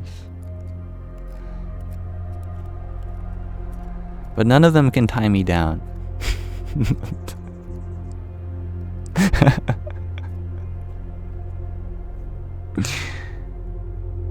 Now, we are nearing the 2-hour mark of our Sangha, which is around the time that I like to begin to wrap things up. But I like to wrap up the Sangha very slowly, so you still have 20 minutes or more with me. Rachel, you feel lucky to be a part of the universe that I love. That is perhaps one of the sweetest things I've heard. I feel lucky to be a part of a universe in which I have the capacity to love you.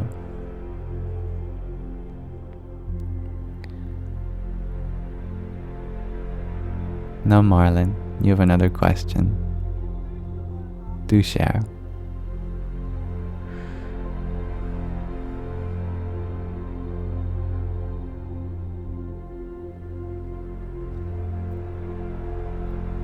Thank you, Passion Flower. See, you're only as old as your spine. See, if you're 25 years old and you're hunched down all the time, you're as good as senile. But if you're 90 years old and you're fully flexible, your spine can go like the worm. Ooh. Oh, you're as good as youthful, aren't you? I recommend everyone watch this interview of this yogi. I think his name is Shivananda. And he's 127 years old.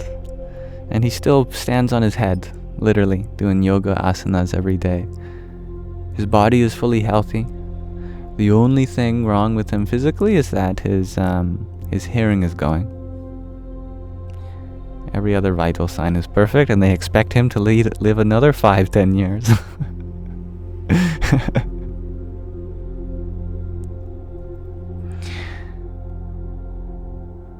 Marlon, you're wondering, what are my thoughts about light workers and dark workers? These are not terms in my vocabulary. I know that you are very interested in Dolores Cannon's work and ideas concerning the New World and stuff, and it's not a kind of spirituality that I resonate with. But if it resonates with you, that's wonderful. I think that's totally valid. I think we all have a light that we can share. It's the nature of consciousness. Consciousness is that invisible light which illumines the world from the inside out. It's what gives sight to the eyes, sound to the ears, smell to the nose, taste to the tongue, touch to the skin, form to the thought.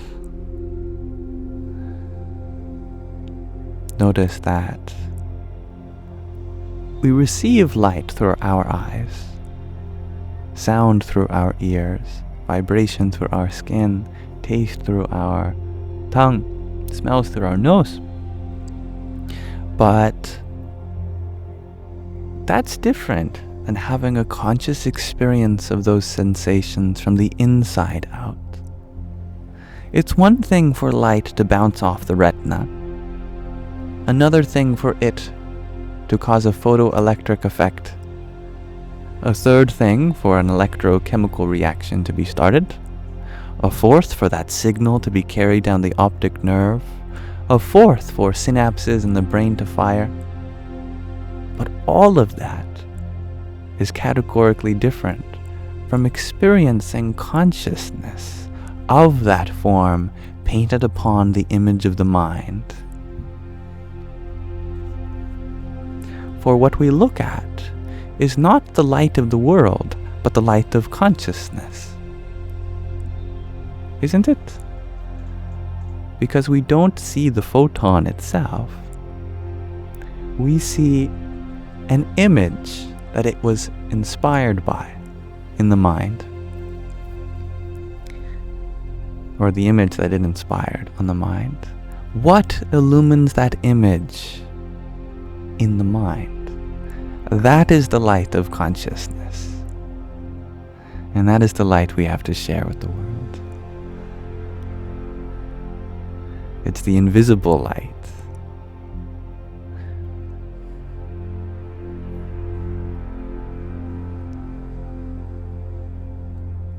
Thank you, dear Hybrid Jen, for your quintet of roses too.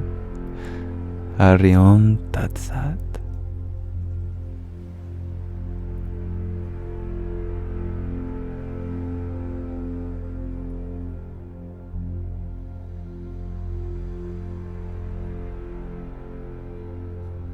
And good night, dear Priscilla. May you have wonderful dreams tonight. Thank you, dear James, for your donut too. Om Brahm Bhairvaya Namo Namaha.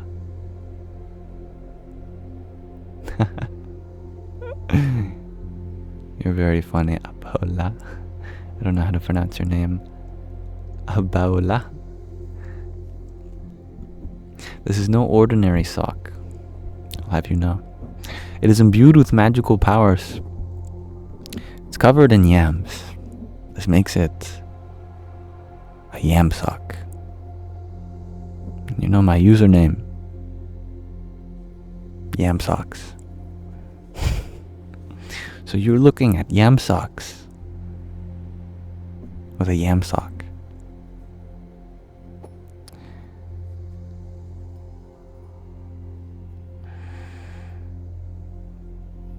Thank you, Jennifer, for your heartbeat. Hari Rama.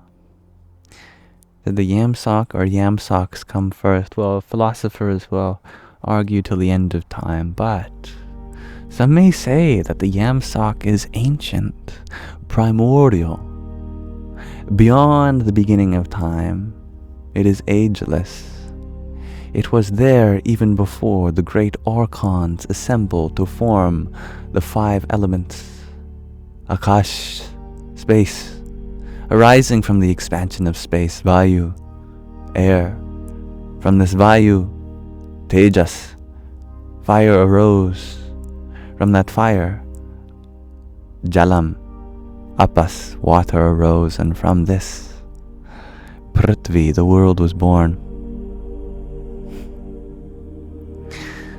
But in the beginning there was just Yamsock, alone, undisturbed, that which was indivisible. Some say that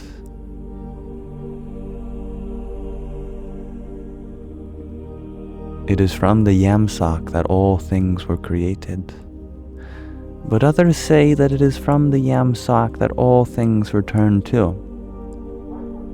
Others even still say that that Yamsock pervades the whole of this cosmos. But I say, my dear viewer, that it's a form of merchandise that I created only a few months ago in the link tree in my bio. And something that you can buy and has absolutely no philosophical meaning unless you attribute it to the ability to give whilst receiving something comfortable to put on your feet yourselves. But who truly knows where it cometh and whither it vanisheth?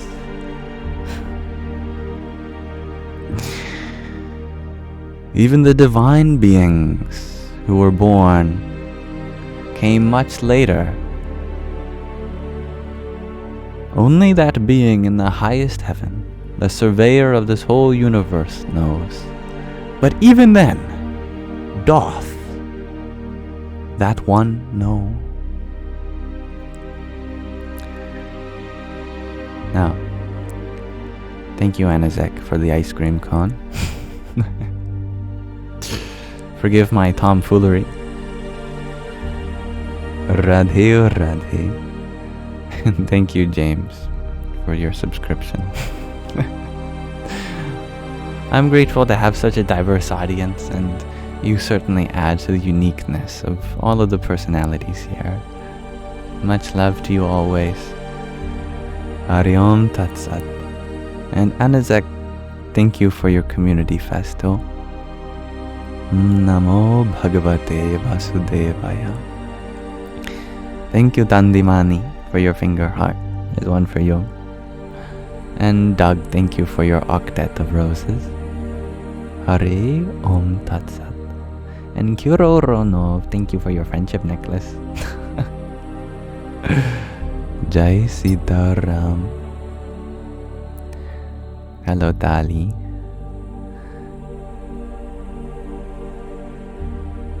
Thank you, Anazek, for another community festo.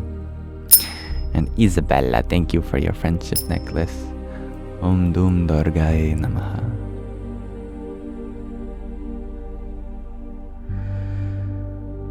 That's very beautiful. Kiwi, the sun leaves your side to go to mine. It's cute how we are on opposite sides of the planet. And just as there is darkness in other places, here we may find light. And wherever we do find light, it is our duty to share that with those in the dark. Geet, you're wondering, what language is that? It is the oldest known language, with the exception of hypothetical reconstructions like Proto-Indo-European or Proto-Afro-Eurasian, Proto-Indo-Iranian, all the proto-hypothetical languages. This is Sanskrit, arising from the Vedas, the oldest spiritual revelations. And it's still spoken today. Pretty amazing. 5,000 years later.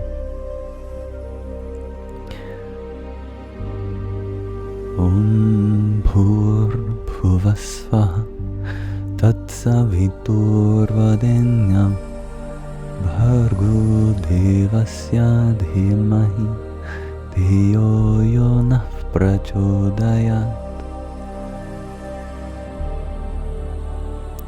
Unfortunately, there is not Sanskrit on Duolingo, Sadik, but there is Hindi, which shares the same script. So if you wanted to learn the sounds of Sanskrit,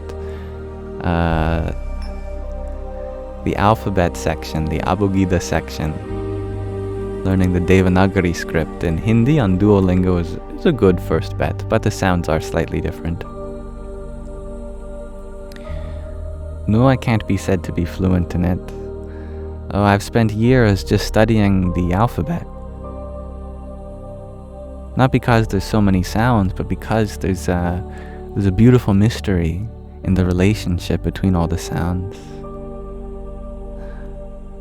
Ayurlu ga ji dortultu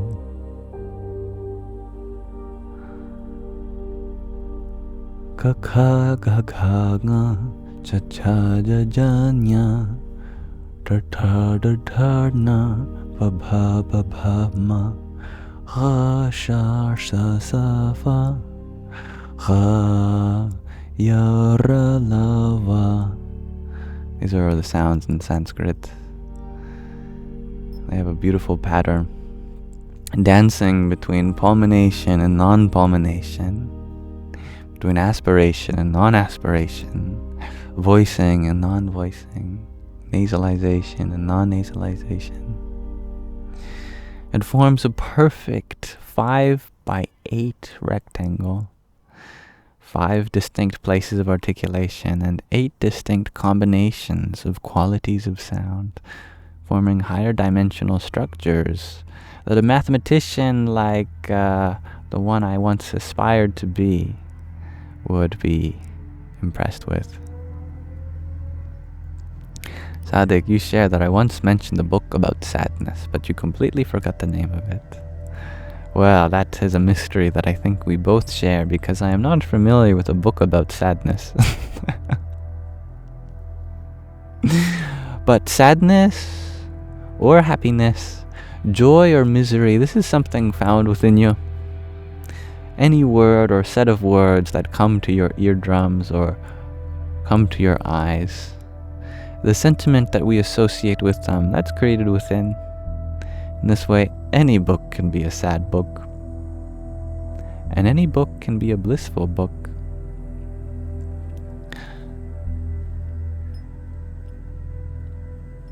And thank you, dear Sadik, for the finger heart and W you sent just a minute ago. Kring Kalikaye Namaha. Dear Marlon, yes, do share your question. I will look for it. And someone with a beautiful name that I forget, you sent a rose and a heart to me. Your name has a beautiful swirl in it. Thank you. Thank you, Isabella, for your quintet of roses as well. Hari Om Tat Sat. And Jennifer, thank you for the paper crane.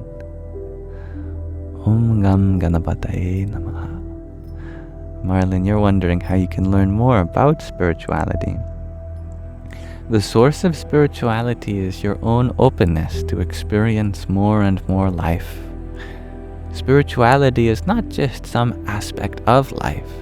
It is the very experience of it all. To be spiritual means that we become more open to all of our feelings, all of our thoughts, all of the different personalities, all of the experiences. So if you're looking for a source on spiritual matters, then we cannot look for it in any small part of this existence. We have to open ourselves up to the entire gamut. To be spiritual means that you go through life in relation to the spirit. And what is the spirit? It's the essence of everything. As long as you are conscious of the essence of everything, or have the aspiration to become more and more conscious of, you will become more and more spiritual, and things will naturally come to you. You never have to pick up a single book ever again. Spirituality cannot come from anything material.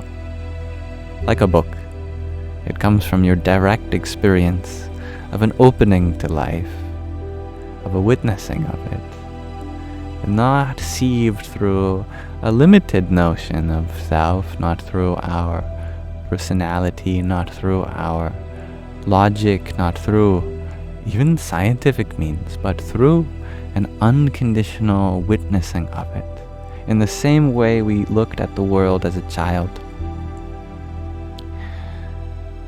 When you woke up in the morning, there was no assumption you made about how the day was supposed to go. That is truly what it means to be spiritual.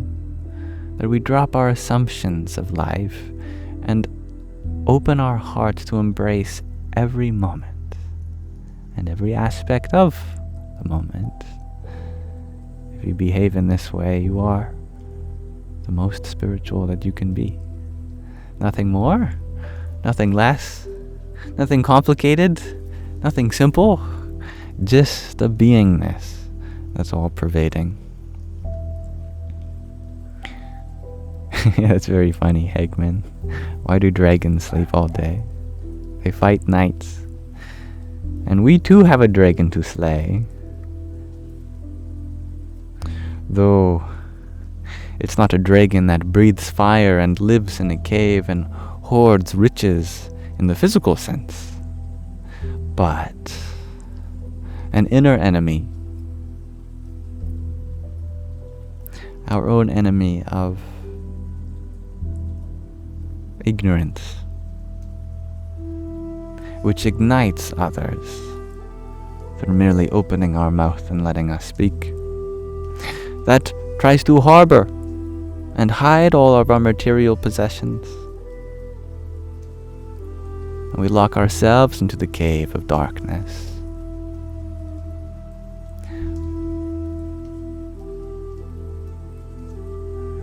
But this inner enemy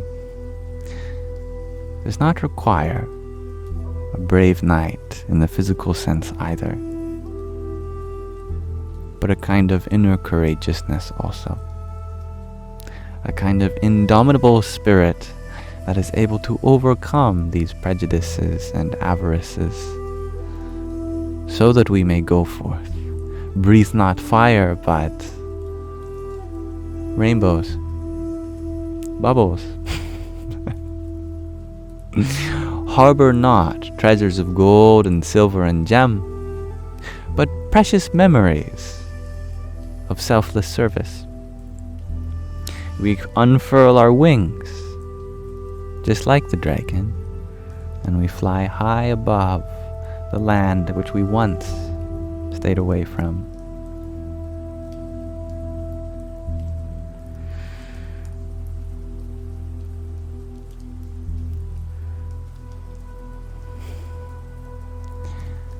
Thank you, Tandimani, for another heart me too.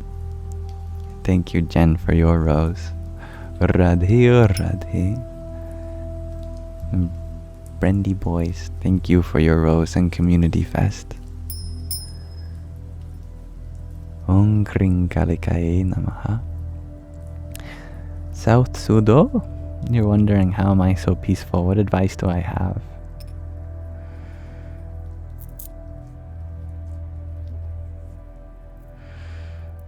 If you want to be peaceful,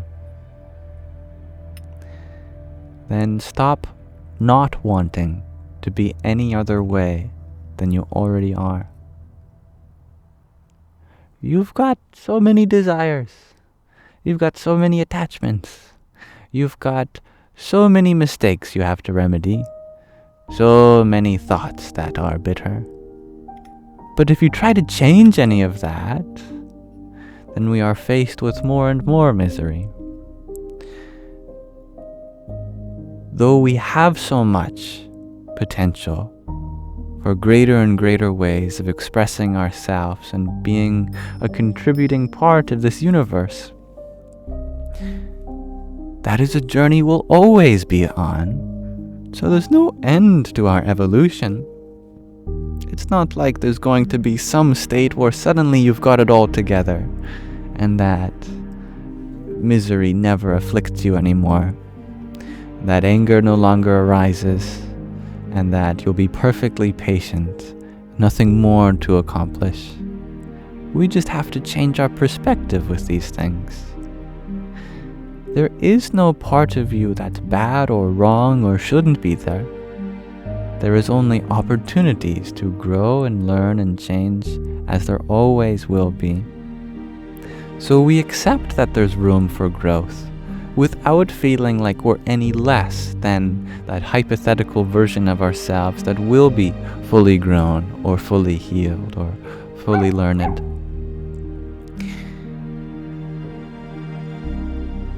If we try to minimize all of our defects, there is no shortage of negativity to find.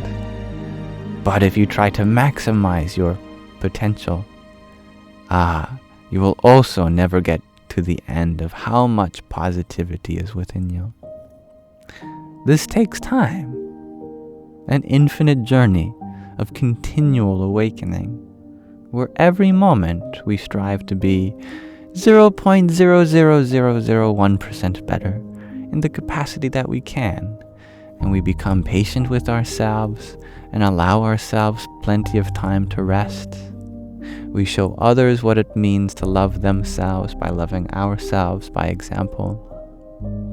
We consider each opportunity and challenge in life as a time not for us to be defeated, but to grow and learn and be challenged. Adversity is not here to test whether you'll survive or not. You will survive. That is a guarantee. You have many more bodies to go through, many human experiences, innumerable lifetimes ahead of you. Therefore, what's the rush? Just be patient with yourself and continue to work on something that you love, and day by day, you'll see how much progress you're making.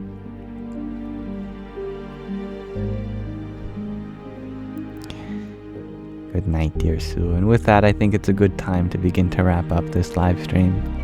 And thank you, Spiritual Vibes, for your community fest. Radhe, Radhe.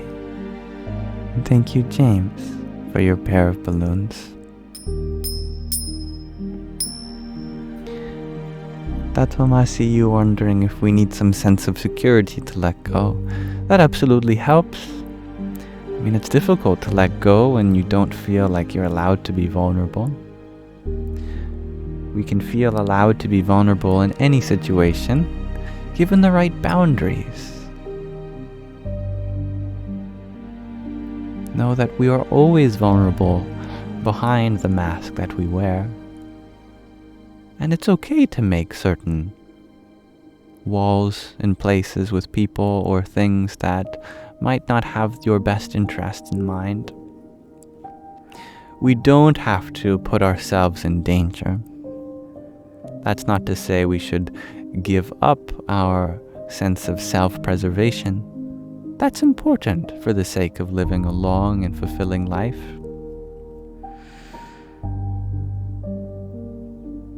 It's just that we recognize that even in the face of danger, our potential to experience life is never diminished, as every moment provides the opportunity to be the fullest expression of life that you are. Good night, dear Rhiannon. Now with that, I'd like to ask you all, what can you do to relax after a long day? When you have been amidst all of the circumstances of the world, what can you do to find a sense of peacefulness? Thank you, dear Jennifer, for the heart me. Radhe, Radhe. And thank you, Isabella, for another finger heart. Om Namah Shivaya. And Cookie, thank you for your rose. And thank you, Michelle, for the cake. Nom nom nom nom nom. Gam Ganapataye Namaha. Isabella, you think too hard for your own good. That's how you relax. I think you'd find relaxation in other ways, but I think you are playing coy. Sadik, you'd like to change your answer to watching Yam. Well, I'm very honored that you find an allowance of relaxation here. But whether I am live or not, relaxation is available for you. Michelle, you share meditate and cuddle kitties. I like that. Thank you, Dark Heart, Angel Soul. Crossfires, you got this one. Take a long, nice bath with Epsom salt and a bubble bath. Oh, I love that. I'm a big fan of bubble baths myself. I haven't had one in a while, though. Dear Magdalene, you share by gently reminding yourself that it's your birthright to rest. Yes, and I wanted to bring everyone's attention to this very funny, I don't know what you call it, a picture. In the link tree in my bio, there's a store section. And this isn't really an advertisement, but I do sell a couple of things. But Magdalene has recently sent me a picture of their cat wearing the Bandana. And it's so meta, because on the Bandana, there are cats wearing bandanas. So we have a bandana on a cat, on a bandana on a real cat. And I thought you'd all enjoy seeing that picture in the link tree in my bio. It's a wonderful image.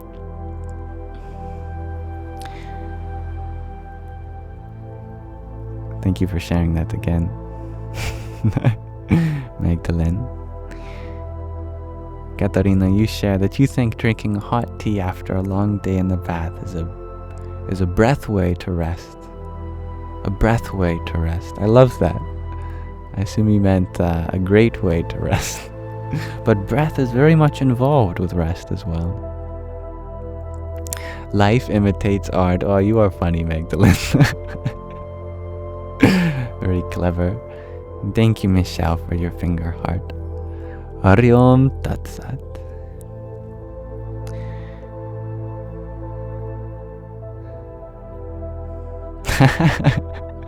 One orange. You share. Does no one else relax by planning their mortal enemy's demise? You're funny. Alright, thank you everyone for exploring this question of relaxation. I hope that we all have a good toolkit that we can use to relax, even if we've had the most stressful day of our life. And thank you, Anazek, for your heart me. Radhe Radhe. And Austin Atlas, thank you for your rose. Clara, you're wondering if you can share my relaxation too? It's a good question. I always forget to think about my own questions. I'm so interested in what you do. I've had a long, stressful day. My bed is the first thing that comes to mind. Just take off all my clothes. You know what? It's an early bedtime for me. Normally I won't actually fall asleep, but just being in my bed is nice sometimes, and I like that. Otherwise, I talk to my mom, say, hey mom, I'm stressed about this, and she consoles me. Talking is something that I've recently learned makes you feel better. It's a secret that I don't think a lot of guys like myself know. That talking about your feelings makes your feelings easier to hold. I didn't believe it, for the longest time. I thought, no way, no, just you putting your feelings into words aren't going to change them. And then I started doing that, and then I started feeling so much better, and I felt like such a dunce my whole life. I thought, wow. No wonder girls are always talking about their feelings. It's so therapeutic. They know what's up. I think we could learn a lot from them.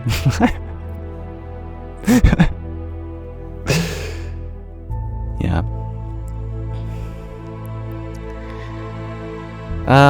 If I'm feeling really stressed, I'll just flop on the ground, you know? I'll just lay on the ground. Just give up being a human a little bit, you know?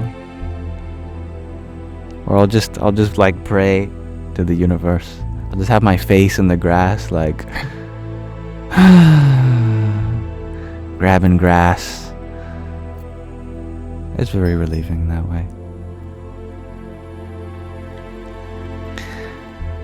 Alright, now I have I have one surprise for you, but I'm gonna show it at the end after I read this. I am going to read from another section of the Hidden Power in Humans, Chakras and Kundalini, written by this wonderful guru, Paramahansa Swami Maheshwarananda, whose name means Great Swan, Husband of the Divine Feminine, Bliss of the Great Lord. He is the guru of one of our participants, and she has sent me this book all the way from Serbia. Today, we are going to read about Shiva and Shakti, consciousness and energy. Speaking of the divine feminine, Shakti has been used in India for thousands of years as the definition of femininity, and it has nothing to do with the body. Similarly, Shiva is the definition of masculinity. Anyway, let's get into it. Amongst the attributes of the chakras, we meet two important symbols, Shiva and Shakti. Shiva symbolizes consciousness, the masculine principle, and Shakti symbolizes the feminine principle, the activating power and energy. Whenever a power becomes active, and wherever energy exists, Shakti is working. Other terms for these primal principles are Purusha and Prakriti. Purusha is consciousness and Prakriti is nature. Such is why we call her Mother Nature, isn't it? Lord Shiva is generally portrayed holding a trident, which represents the trinity of Ishvara, Purusha, and Prakriti, as the source energy which contains both, that is immanent in Shakti and Shiva, and these two aspects, each in their own independent existence also. Ishvara is the omnipresent, eternal, formless divine principle. Purusha is the Atma, the true self within everyone, and Prakriti is the manifestation, nature. An electric light can be used to explain their relationship. The electric current, which is the source of the light, is Ishvara. The light itself is Purusha, and the object that is illuminated is the Prakriti. Literally, Ishvara, Purusha, and Prakriti mean God, self, and nature. Shakti, or Prakriti, means energy, power, movement, change, nature. It is the maternal principle, the provider, abundance. In the human as well as in the animal kingdom, the mother offers nourishment, warmth, and security. There is no greater love than the love of a mother. The mother carries and nourishes the child in her own body. When it is born, she provides it with the mother's milk and raises it at the sacrifice of her own self until they become self-reliant. Shiva, or Purusha, on the other hand, is pure consciousness, the unchanging, unlimited, and unswayable observer. Purusha has no desires whatsoever. These are inherent only in Prakriti. Purusha is the empty, clear screen onto which Prakriti projects her colorful film. Shiva and Shakti are manifestations of all-in-one divine consciousness, different sides of the same coin, if you will. In many pictures, these two primal powers are depicted each as being one half of the same image. One side female and one side male.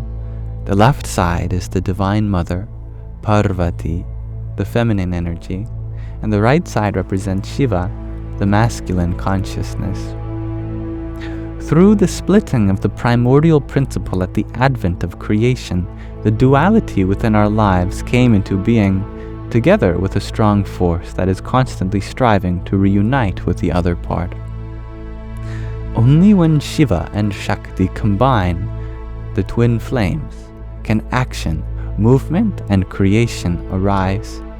Until energy is impregnated with consciousness, it is ignorant, disordered, aimless, and blind. Energy alone cannot produce anything. Consciousness bestows upon it content, form, and direction. Conversely, consciousness without energy is dormant power, sleeping energy, and on its own is unable to be the cause of anything.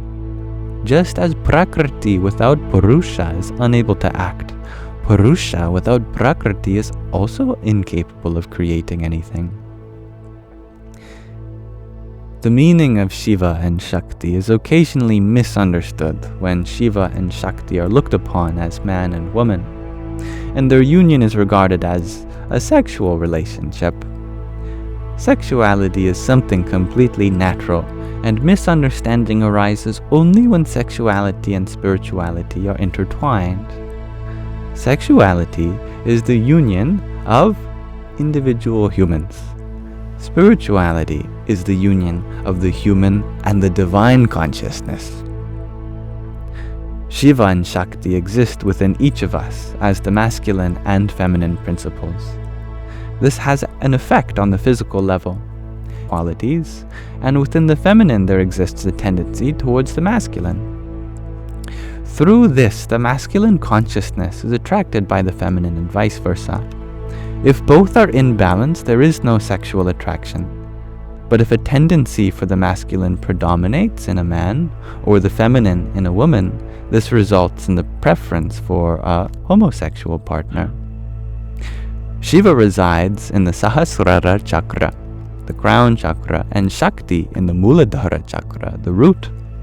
When Prakriti and Purusha unite in the Sahasrara chakra, knowledge, knower, and the object of knowledge become one. Once we have experienced this, no desires remain within us, because we realize unequivocally that everything we have ever yearned for is carried within us. In this state of absolute consciousness, there are no polarities, and therefore no more sorrows. There is only everlasting joy, unconditional love, unlimited compassion, and total understanding for all living beings. For as long as consciousness is connected to the physical body, it is unable to remain constantly in the Sahasrara chakra, and so returns to the residence of the Atma, the Self, in the heart center, the Anahata chakra. A realized person always thinks, feels, and acts from the heart. Embedded in eternal love and eternal happiness, that person is always conscious of the immortal Atma, the ocean of bliss, and their consciousness is forever connected to the divine consciousness. Shakti is the motherly love of God that surrounds us with warmth, caring, and protection. Shiva is the paternal love of God that gives us consciousness, clarity, and knowledge. I wish for you the blessing of the Divine Mother who lives within you as energy and vitality, and the blessing of the Divine Father who resides within you as consciousness and knowledge. May they always take care of you, protect you, and guide you, and in their infinite love lead you to the cosmic consciousness. Thus we conclude our reading of The Hidden Power in Humans there for now. Thank you for listening. Next time we'll discuss the Guru principle. Namaste. And with our concluding reading segment, we have come to the end of our Sangha, with one exception, and I have a surprise to share with you all.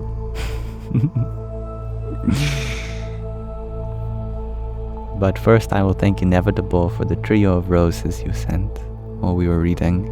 Radhe Radhe. And Anazek, thank you for your pair of roses. Hari Om Tat Sat. You're very welcome, Dansuela. I'm glad you liked the book, and I'm very grateful that you have allowed me to share this with everyone. Dansuela, as many of you know, is an artist and a common participant in our Sangha, and one that is a bountiful source of so much joy and motherly love.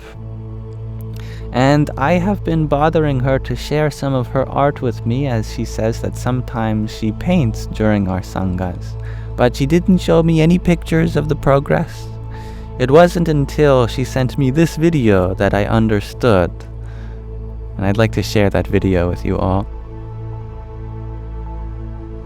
Let me put it up now. I'll be hiding behind it. Hello.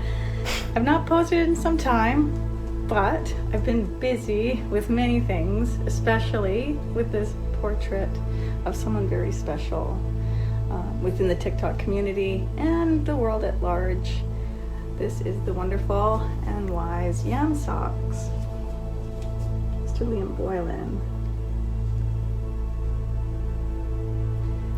Wow. I've added one of the many mantras he chants in his live streams. I may butcher it. So cool. Radhe, Radhe. Salutations to the Divine Mother.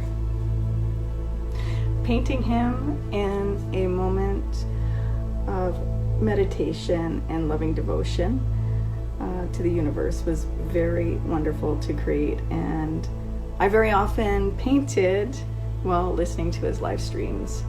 So thank you, Yam, for inspiring me and in all the contributions that you make to the world and to the universe and beyond. I'm very much in gratitude for what you do. Much love, my friend.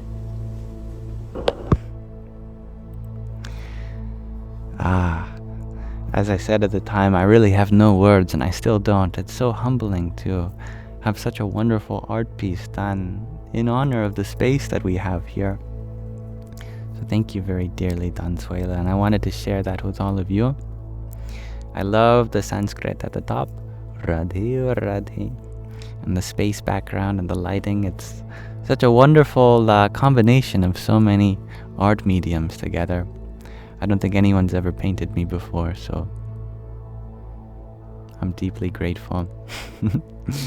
I'm very grateful for you and your presence here, Dansuela. And you mentioned something very beautiful that I'd like to add as well, that as you were painting it in the Sangha, that everyone had an addition to, how did you put it, the vibe of the whole painting, that all of the stars in the sky, they represent all of the little balls of light that contribute to this space that we have together. So in some ways, you are all represented in that painting also. So thank you so much. Wanted to share that with everyone. Namaste.